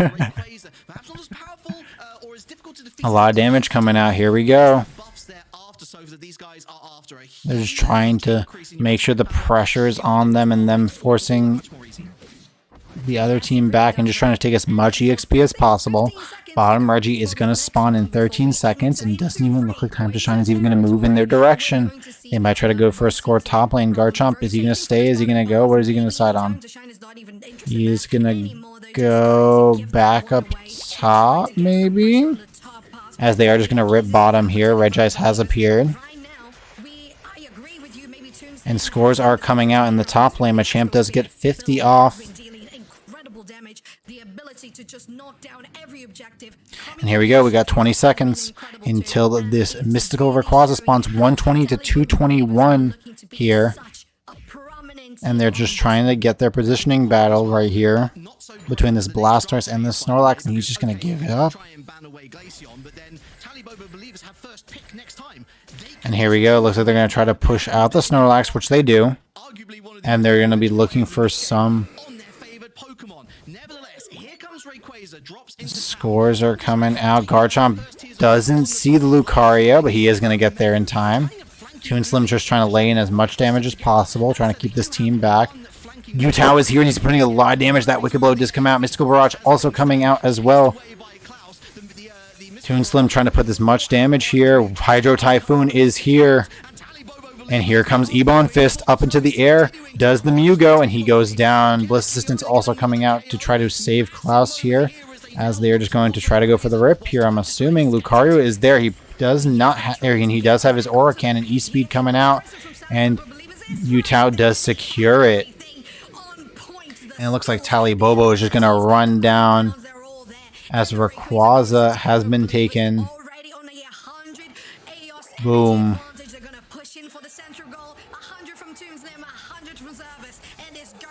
Yep, scores are coming in 721 to 120. It is out of reach, in my opinion. Anything above 500 is completely out of reach for this team. Talibobo has won. The Tali Believers.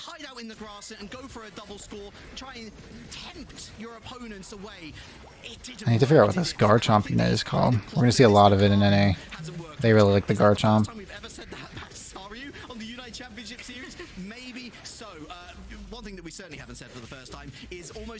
Garchomp is Livid Outrage. Okay. Makes sense. It is Outrage. Let's see if there's any other ones that I don't know. Ebon, Fist, Horror Cannon. Machamps was just Barrage Blow.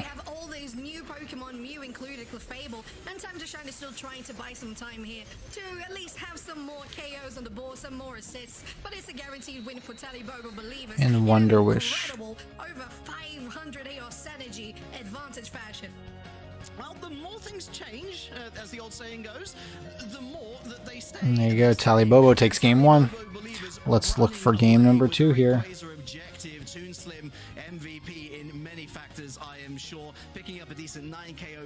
Yeah, that was huge.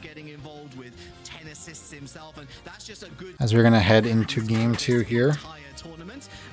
There you go. Ban phase will begin in a few seconds.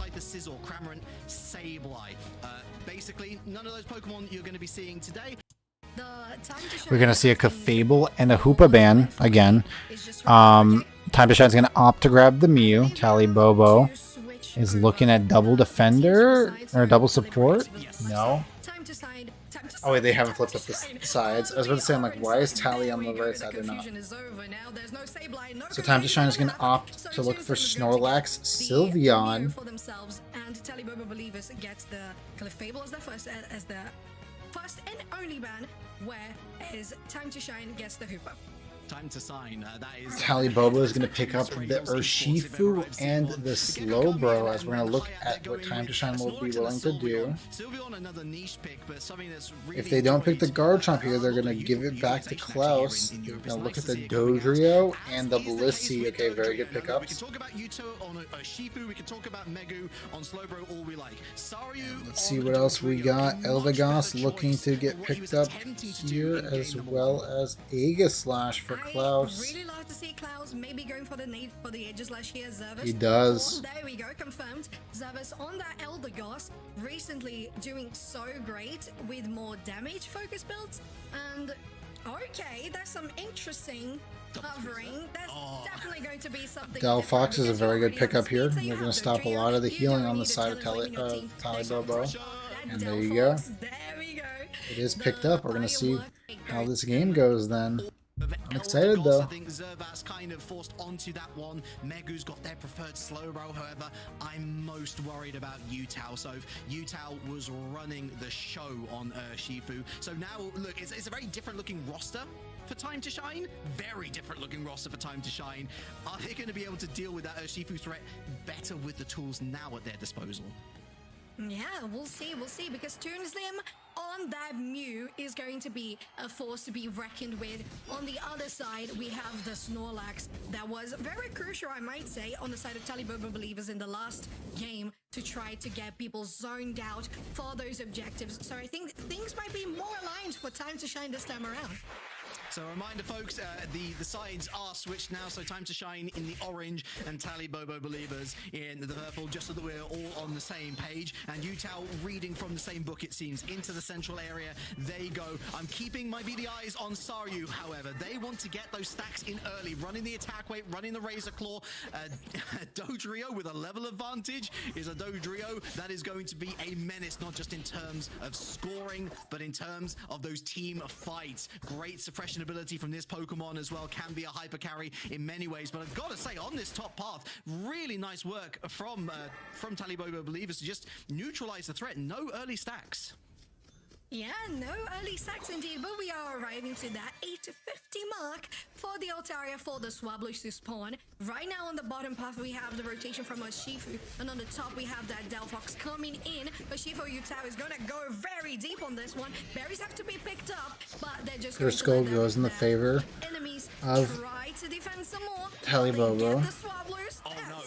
And they are going to take out... Mew's going to get the credit for the KO on the Sylveon there. I mean, goodness, Snorlax is one of the best early game defenders you can pick, and yet, in the face of Utah already on level 6, helpless to defend the poor Sylveon that was meant to be the damage dealer. Now they're stealing away some wild Pokemon, picking up a lot more EXP, and they're starting to build up a much more substantial points lead than what we saw at any point over the first 2 minutes of game number 1. Yes, I will say though, the Drio and Urshifu might meet each other here for the 8-minute mark. Everyone is actually rotating for this one. Time to Shine is going to try to get as much XP as they can, because last time around there was a problem for them. Utah is coming on. Oh, Blissey getting caught out there. Might be in too deep. Utah not manages to get a nice dodge onto their belly ability, and just getting everything right for Talibobo believers to keep on pressuring this bottom path. It's not easy to fit a Snorlax through a kitchen window, and yet somehow, with the heavy slam, managed to do just that. Utah skipping underneath one, not able to get the KO, and yet they might be KO'd themselves here. Almost a full rotation down onto this bottom path for Time to Shine. Strength in numbers, they say, but they are lacking a little bit on the health front. Looking trying to secure some EXP. And there you go, they finally got the things up. A lot of damage coming out. Saryu does get the KO on Utah on this Urshifu. The first pick on Utah, a confidence boost here for Time to Shine. Yes, it is. The Echo Voice is going in deep. They're trying to do some Klaus is coming down here on this Aegis / Registeel has appeared. Udeta, nope, but he does take it. Klaus is here. And Toon is putting in the work here. Aegis / and Mew getting KOs. Mew getting a double KO. And scores are going to start raining in. 38 points. Here we go. 165 to 12 right now. 6 minutes and 30 seconds on the clock. Reggie is stolen away from them, trying to rip it, trying to force Talibobo believers out of their comfort zone. So, do they even have something else? Oh, and Utah getting Kelvin in the jungle. I'm sorry, he's so far in enemy territory, I couldn't even see him. Wow, that Urshifu putting in the work there. And here we go, a lot of damage coming out. Aegis / getting the KO on the Snorlax. And now this Surging Strikes. Urshifu is just putting in the work. 6 points going in. And then the 40 for Talibobo. 218 to 12 at 6 minutes. Wow. This is snowballing in Tally's favor right now. Are they going to get the 2-0 against Time to Shine in the winners finals? And get the advantage for the winners grand finals? Utah switching it up on the fly. The utility of Utah, of course, coming through that evolution stage. Which move do you Klaus putting him in the corner. Klaus is not able to get out, but he's just tanking all of this damage. It didn't even matter. It's almost like they did nothing. But they couldn't really do much about it. The shielding too much, and of course, Time to And scores are still coming out. 273 to 12 as it is 5:15 on the clock. We don't even have a single level 10 on Time to Shine. Yeah, this is rough for Time to Shine. Round 1, so that might be a little worse off for wear if things continue on this trajectory. Yes, they really do need to prioritize this next race. Talibobo just has so many strong players. There you go, there's the Surf. There's a lot of damage coming from Toon Slim, and you don't want to be all lined up for a solar beam. And Klaus is coming in. Blissey's running for his life. Triple Trample does come out for Dodrio.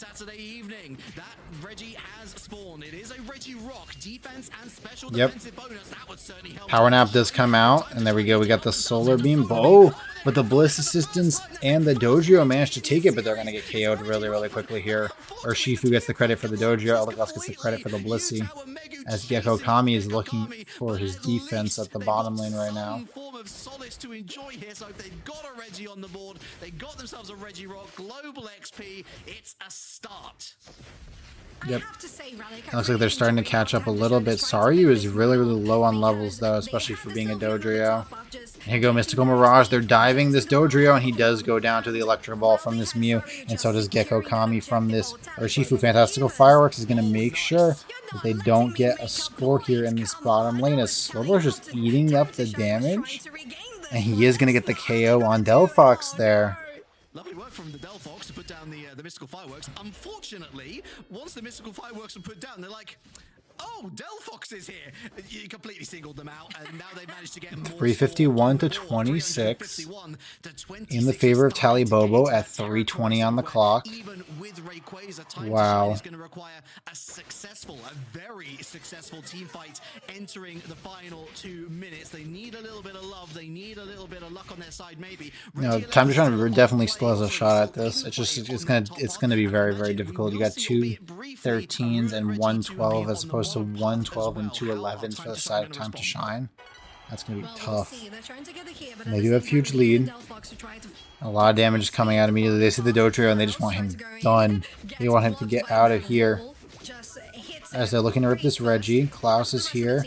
And so is Sylveon, trying to do as much damage like I was saying before. Here comes the Drill Peck as they do take down the Slowbro bottom lane, and scores are going to start going in. Mew does get the Dodrio top lane, and Urshifu takes down the Sylveon, so they are going to be able to rip this Reggie really freely. And it's just Eldegoss bottom lane, but it's just Delphox bottom lane as well, and Delphox is actually going to go back. Registeel has spawned, and it looks like Talibobo is going to try to go for the rip here. And they're just going to try to defend this Regieleki right here, as Talibobo is going to get a free Registeel. There you go. Special attack and attack buff for this final fight. They have a huge lead. Sylveon's going to try to get a score top lane, which he will. 22 points. There you go. Here's the Dodrio scoring 141, 173. Just 2 Pokemon on the level 11. Here you go. Yutao is hopping in and he's trying to get this guy. Fantastical Fireworks does come out and a huge amount of rip happening. Scald also coming out. Bliss Assistance. All these unites and Yutao is just diving into their team. Triple Trample trying to get the Urshifu, but it's not able to. Aegislash getting the KO on this Sylveon and also getting it on the Blissey as well. There's 3 members down, and they're going to go for the rip here. And Dodrio have to go back to base, so there's no one here to try to rip this. And yeah, Talibobo's just going to get that for free. This looks like a wash for game 2. There you go. Toon Slim getting the KO there. Gecko Kami does go down, and they just broke the will of this Time to Shine team. Solidify that one even further. Most of their players with their 50. Those Hundo Burgers are gonna fall. And 591. Here we go. Last match, over 600 points on the lead. Maybe this one is going to be even more. 700, 800, Yes, we are. 847 to 173. Slow Beam does come out. Aegislash gets the KO. More scores are coming in. Derby of sorts. 2 players on each side. 859. Fantastical Fireworks. More scores are coming in. 867. Klaus is just eating up damage right now. And he's going to go back in. He's trying to get these kills. He's trying to bait them out. Oh my gosh. 20 points. 10, 14. They're going to be in the 900s, I think, but they're not going to get close to 1,000. Yep, 901. Talibobo in the winners finals. Here we go. Or in the grand finals. Here we go. Anyways, guys, if you guys did enjoy the content, please hit that like button down below and hit that subscribe button, and we'll see you guys in the next Pokemon Unite video. Take care. Wow. Okay, so we got Zephyr took down Tilted. Nouns took down Woof Woof. So now it's Zephyr versus Noun Esports is what we're going to watch next. And then we got Time to Shine versus whoever wins this match. And then Tally versus whoever wins that match. So we got a decent amount. Now let's see. It's going to be a Dubsnack Spraggles casting this game. And we're going to be watching which one? Zephyr versus Nouns. Zephyr versus Nouns. Here we go. Zephyr's going to ban out the Dodrio while Nouns bans out the Delphox. And we are going to see the Urshifu getting picked up by Zephyr Esports. Nouns going to try to pick a comp around it. Looking at the Mew Hoopa. Okay. Players on both sides and great Delphox players on both sides. And by doing this, each team guarantees themselves an absolute powerhouse Pokemon. Zephyr grabbing Urshifu, Mew on the side of Nouns. Yeah, these are both incredible picks here. Also, we're seeing Espeon get locked in. I feel yep. like this Pokemon Espeon Clefable getting locked in for the side of Zephyr. And let's see what Nouns decides to pick up. Don't know a lot about Zephyr. I remember them from last season, but I don't remember them making huge waves, but they are right now in the top 4 for EU, so we'll see. Yeah, the heals out of Clefable are the most number explosive in the game. It's not uncommon to see Gardevoir, Buzzwole, okay. 150k damage healed out of a Clefable. It can absolutely prop up the squad in ways that other Pokemon just can't, and that gravity is a heck of an ability to boot to go along with it. And Desu with the Sylveon. Zephyr Esport got knocked down by, so they're going to rely on Red Moth's Coup de Grace in order to make sure we get secure on these objectives. I mean, how good really is that and the Solar Beam. They're going to be able to take down Nouns right here. This is going to be an incredible matchup. Yep, here we go. Game 1. Really exciting picks that I did not expect to see in game number 1. Yeah, and Gardevoir going to be looking to put in huge damage numbers for Zephyr. But you mentioned, for Zephyr Esports, this is a heck of a litmus test against one of the best teams going in their region. And definitely the monster that's hiding in the closet for any team out of EU. If you can't handle Nouns, you've got no shot at the World Championships. And that is definitely the hardest barrier of entry we've seen in quite some time. Here we go. As a reminder, this is the losers bracket. These teams have to win or they are going home right now. These games are losers semifinals. Best of 3 series right here, as we see Nouns sending that cute little Eevee into the central area, trying to get its early evolution right now. Looks like it might be taking the whole thing and then running bottom. Yeah, just like we mentioned, kind of right before the match started, the impact that a Sylveon at level 4 can have jumping into a path early can be absolutely devastating. And that's something that Cubfu does not have the ability to do because it really can't get its legs moving until it hits that Urshifu. Poor Cubfu. So bad for, I don't know, 30 seconds and then the best Pokemon in the game at level 5. But that's why you need to give it this central area right here. It needs all of this wild Pokemon experience so they can actually fight. Nice little fight happening in the top path, trying to get a secure right there, but it looks like actually it was picked up by the Espeon on the side of Zephyr Esports.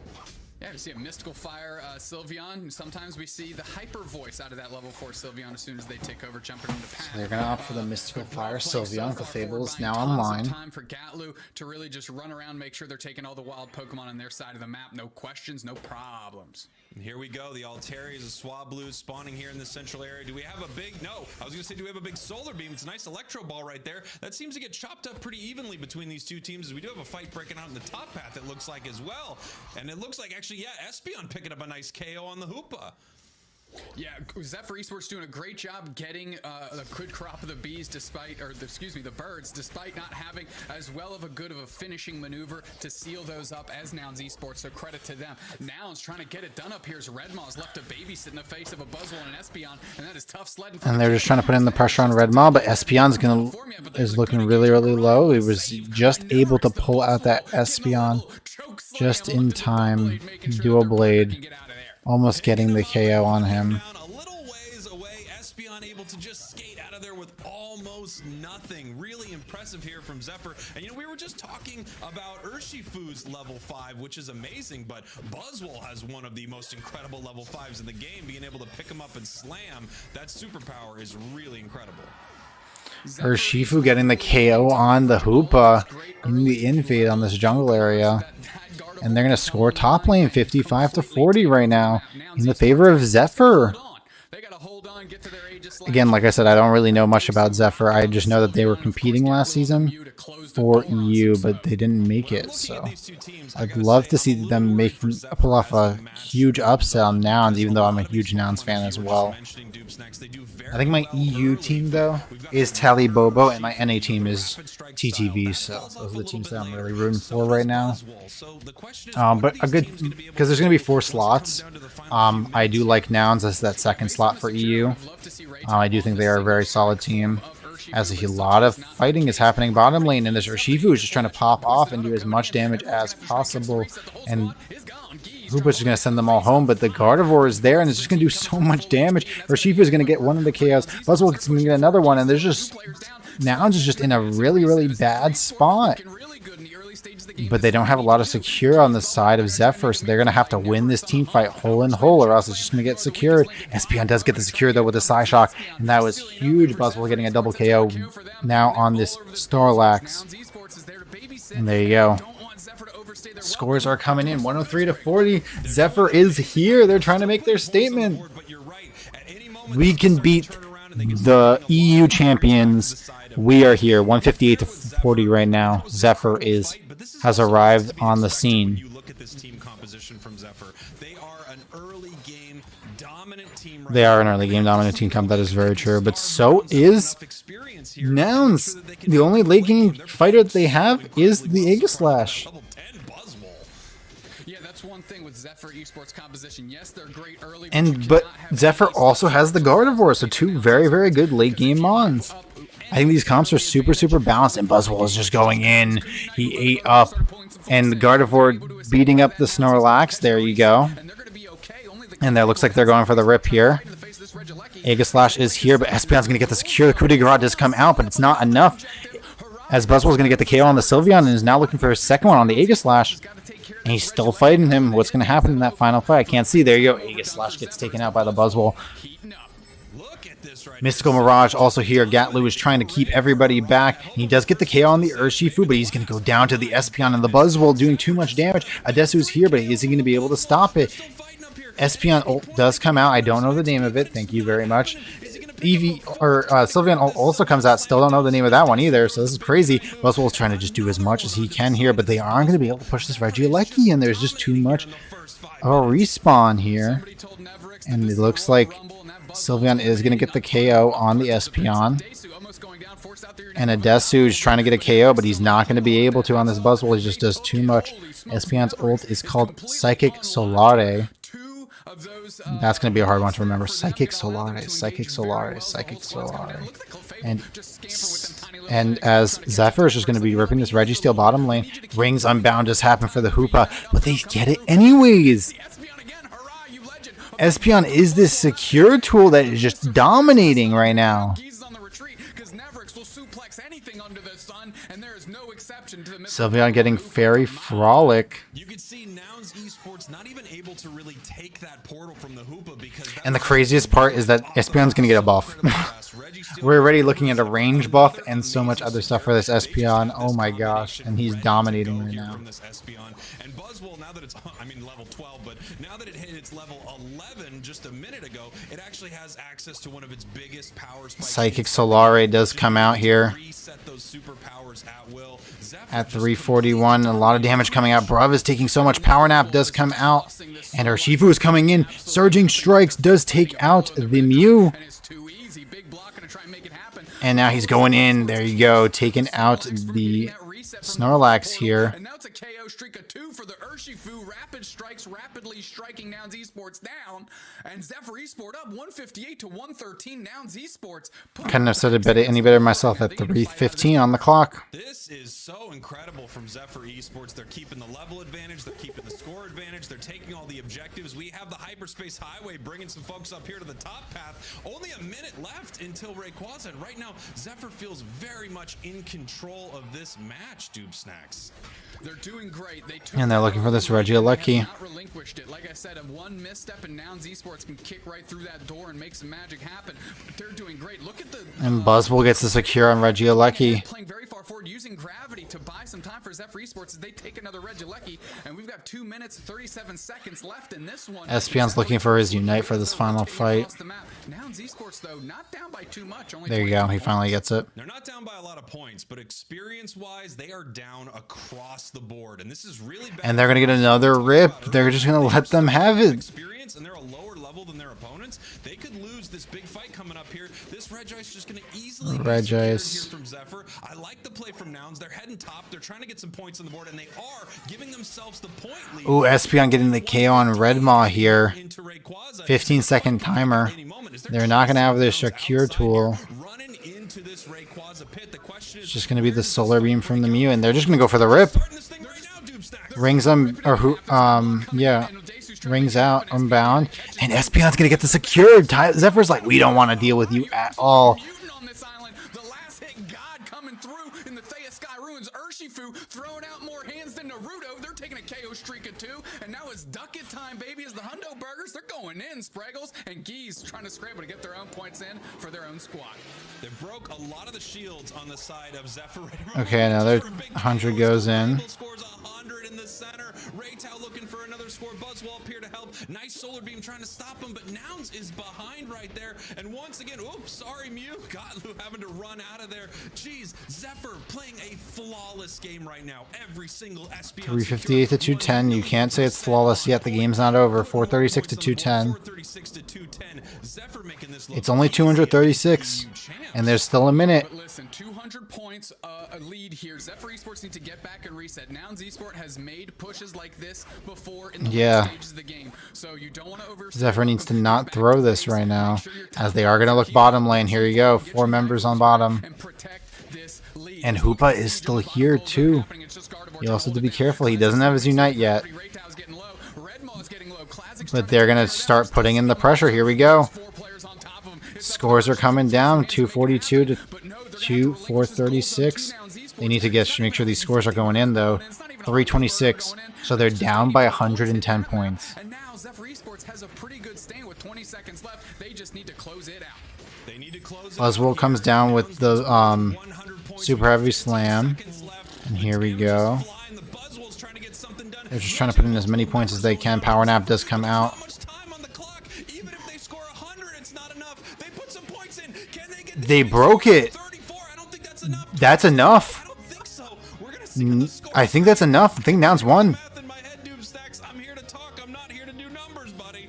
We are on the razor's edge because that lead had been withered down to 60. We're going to see where they did it. Nouns won. 438 to 436. And I'm going to highlight a very small play that completely caught Harai by surprise. Geese went up and threw a hyperspace hole, so that pops up on everyone's map, and that forced Harai to peel away from the bottom goal zone as Geese put that up and then peeled downstairs with the rest of the squad, so that gave them a player advantage. They were to push on that. They leveraged all the KOs. Yeah, Nouns taking that was impressive. 2 freaking points, Spraggles. How about that for your loser semifinals game 1? Nouns showing why the climb to the mountain rests with them. Holy smokes, they're sitting on top. Yeah, that's crazy. Now taking the 1-0 advantage in this series too.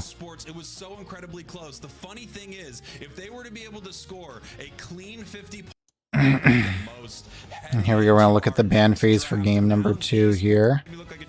So we get the Mew ban for Nouns and the Urshifu ban for Zephyr, as we're gonna look at the Hoopa pickup number 1. And the double pick for Zephyr, they're going to opt for Delphox and Clefable. Okay. I wonder what they're going to opt for Gatlu this game. Bruv does select. Wow. Snorlax and Blastoise. So super tanky on the side of Nouns. As Zephyr's going to opt for a Crustle. And Buzzwole. Defender Crustle coming into this game. Let's freaking go. Get me a you see Aegislash and Greedent. What a tanky comp. But this opens up Zephyr Esports to pick up that Espeon again, which did great work. Aegislash, wow. And are we going to get a Gotlu Greedent? I think we are, and why would you want another way here on the UCS? Come on. I love me some mean Greedent. Interestingly enough, Desu Blastoise. Anyone could grab it, but Gotlu says, I want the tanky squirrel. I want to pull Greedent into this thing. And when you see Hoopa and Greedent on the side here of Nouns Esports, they could really do some very mean stuff in the central area of Zephyr Esports. And of course, bringing out the Garchomp here as well, a Pokemon that we're seeing a ton of in EU. Garchomp is extremely popular in all of the top EU teams. Oh, yeah, with that rapid fire scarf really helped kick Garchomp to a new gear without a doubt, and Raytao is going to be looking to prove that today here with their backs against the wall. What they thought was a sure thing ended up being a fumbling of the bag on the 1 yard line. Super Bowl's tomorrow, football references incoming. But here we go. On this EU squad, Zephyr Esports needs to just get their mental right, realize that they're down a game, but they're down again and not out, and they're going to leverage Raytao's Garchomp to try and get it done. Big time damage for the big time dragon. I'm actually feeling pretty good if I'm Zephyr Esports right here. I mean, I think the big lesson from that game was a bit of a misstep at the end. However, they were outplaying Nouns Esports the whole time. I feel good about a lot of their decisions. I think they're working as a well-oiled machine right now. The only question is, did they expect what Nouns is going to be throwing at them right here? It's a very different team composition than match 1. Oh, without a doubt. The pressure's on early for Zephyr Esports. They want to get those stacks up. Certainly Neverix does. Harai getting stunned with a little astonish there. Redmaw is going to go for the engage. Going to get an early KO. No. That's a good little escape there from that Clefairy, making sure they don't get KO'd too early and allowing Neverix to give them the support. Looks like we're going to be getting an early level 5 here for this Blastoise, which is really nice. Greedent going to be heading on up and taking some of the experience in that central area right here. Clefairy in trouble once again. We saw its focus band go down a little bit earlier, so it is going to need to back out here. The Gabite looking to pick something up, but not making anything happen yet, as we're just about 5 seconds before those birds hit the map.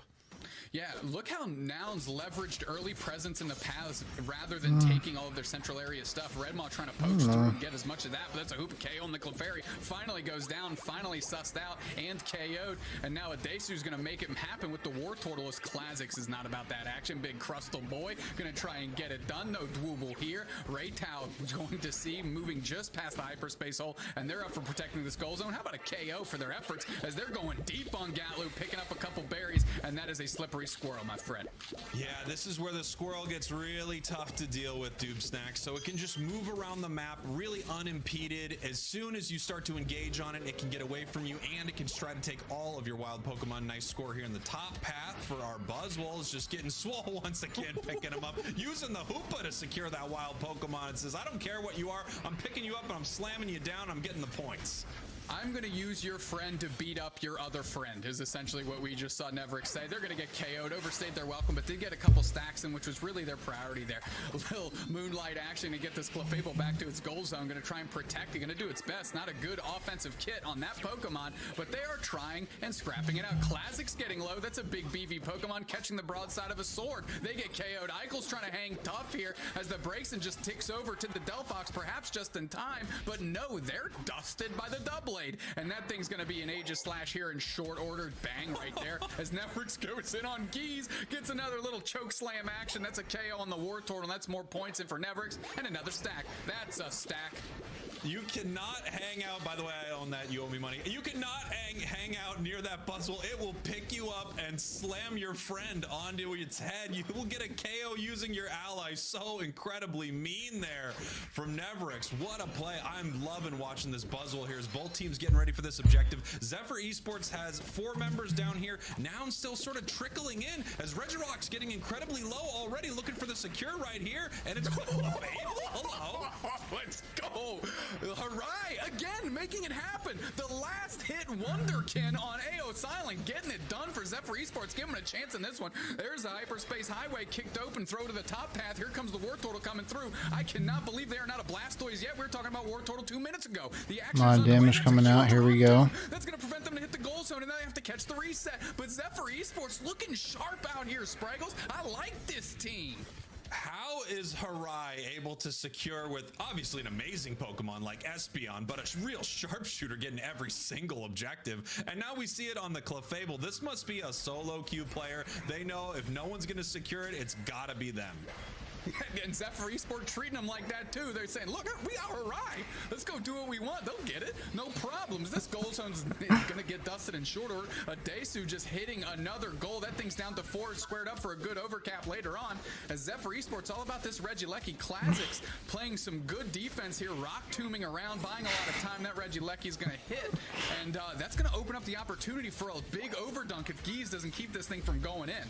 Oh, the big portal just in time. Here comes the rest of the squad. Aegislash engages. Classics is getting tough. Geese is getting low. They pick up a berry. A Desu engaged on by the big time Garchomp. Dragon Rush, baby. Unite move comes out. That is a rapid spin. That's a typhoon happening all over the top of this Regieleki. It still hasn't hit. 3 players down for Nouns Esports, just 1 for Zephyr. They're hanging tight, but it's Gatlu, the Greedent God, making it happen on top of the goal zone. It hits, but what is a squirrel to a dragon, Spraggles? Nothing. Goal zone gone.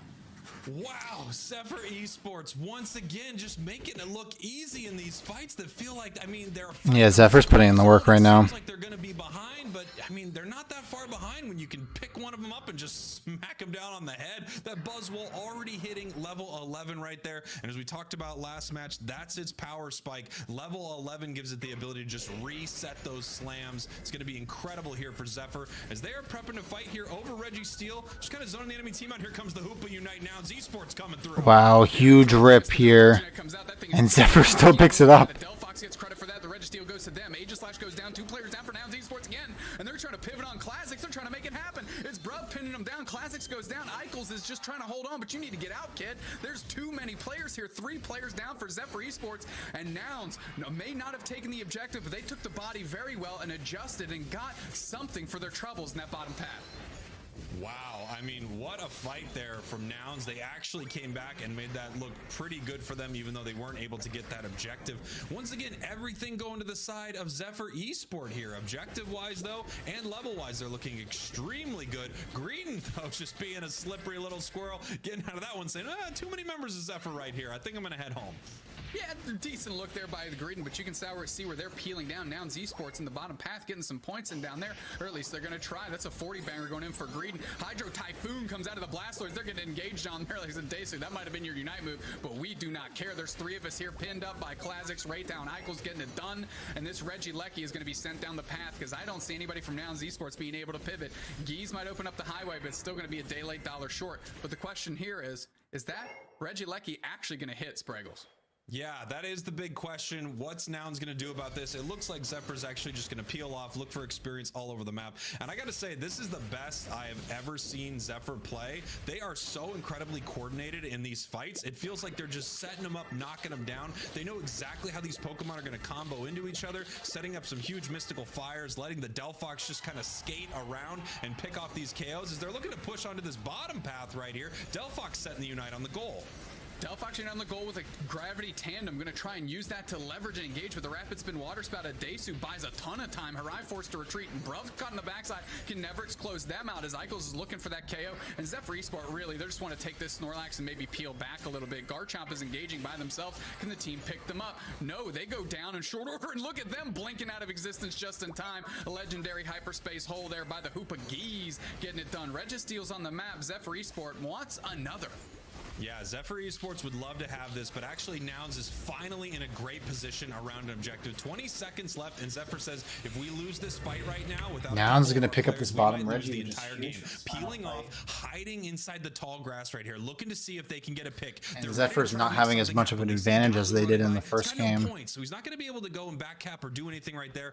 Desu moving in. The question is, who's going to start this fight? Bruv throwing up the They're putting in pressure. Here we go. Zephyr putting in the pressure. Bruv goes down. It has to go Fireworks also coming out, but they're taking the fight outside. Hydro Typhoon just come out and tries to get a whole bunch of them, but the Livid Outrage does come out, and Zephyr's gonna go for the rip. Very Belly Flop is here for this Greedent. And they do need to like somewhat slow this down, but they can't at the same time. They need to make sure this rip goes through. Coup d'etat does come in, and Nouns Esports with Geese does pick it up, and it looks like Nouns is going to get the 2-0 on Zephyr, even though Zephyr had the dominant early game in the first game. Wow. Put a period sign Huge. And they're going to send Zephyr home. Esports way more competitive than last time. And then this fight, we thought the sword might come in, that Aegis / massive Unite move. It's still under 500. There's still a chance. It's going to be very, very tough, but there's still a chance. Big secure on Ray, wiping the entire team there for Zephyr. What a crushing defeat for Zephyr, who has been playing some lights out Pokemon Unite today. As now and more scores are going to come in. This is going to wrap up the game. There you go. Taking this game right now, 759-132. I'm taking a look at Zephyr Esports' weakness here, and it looks to be the last 2 minutes of the game. Spraggles, they looked so good for 9 minutes in game 1, so good for 8 minutes here in game 2. Huge. And it just seemed a weird team engage. They're sieging this goal. Zephyr's sieging, but I don't care how many points you have. That's too much of a gap. That goal zone still stands. Hoopa Unite as well. We're in garbage time. And there's not enough points. Yep, this is garbage time. GG. Nouns takes game 2. What a crazy fight. I actually gotta go. Oh my god, I didn't think I was gonna come and watch all this, and I can't now. Yeah, I might be back later on tonight, depends. But thank you guys so much for watching. Please hit that like button down below and hit that subscribe button. And I'll be seeing you guys in the next game. Well, we play often together, Spraggles, so you can just blame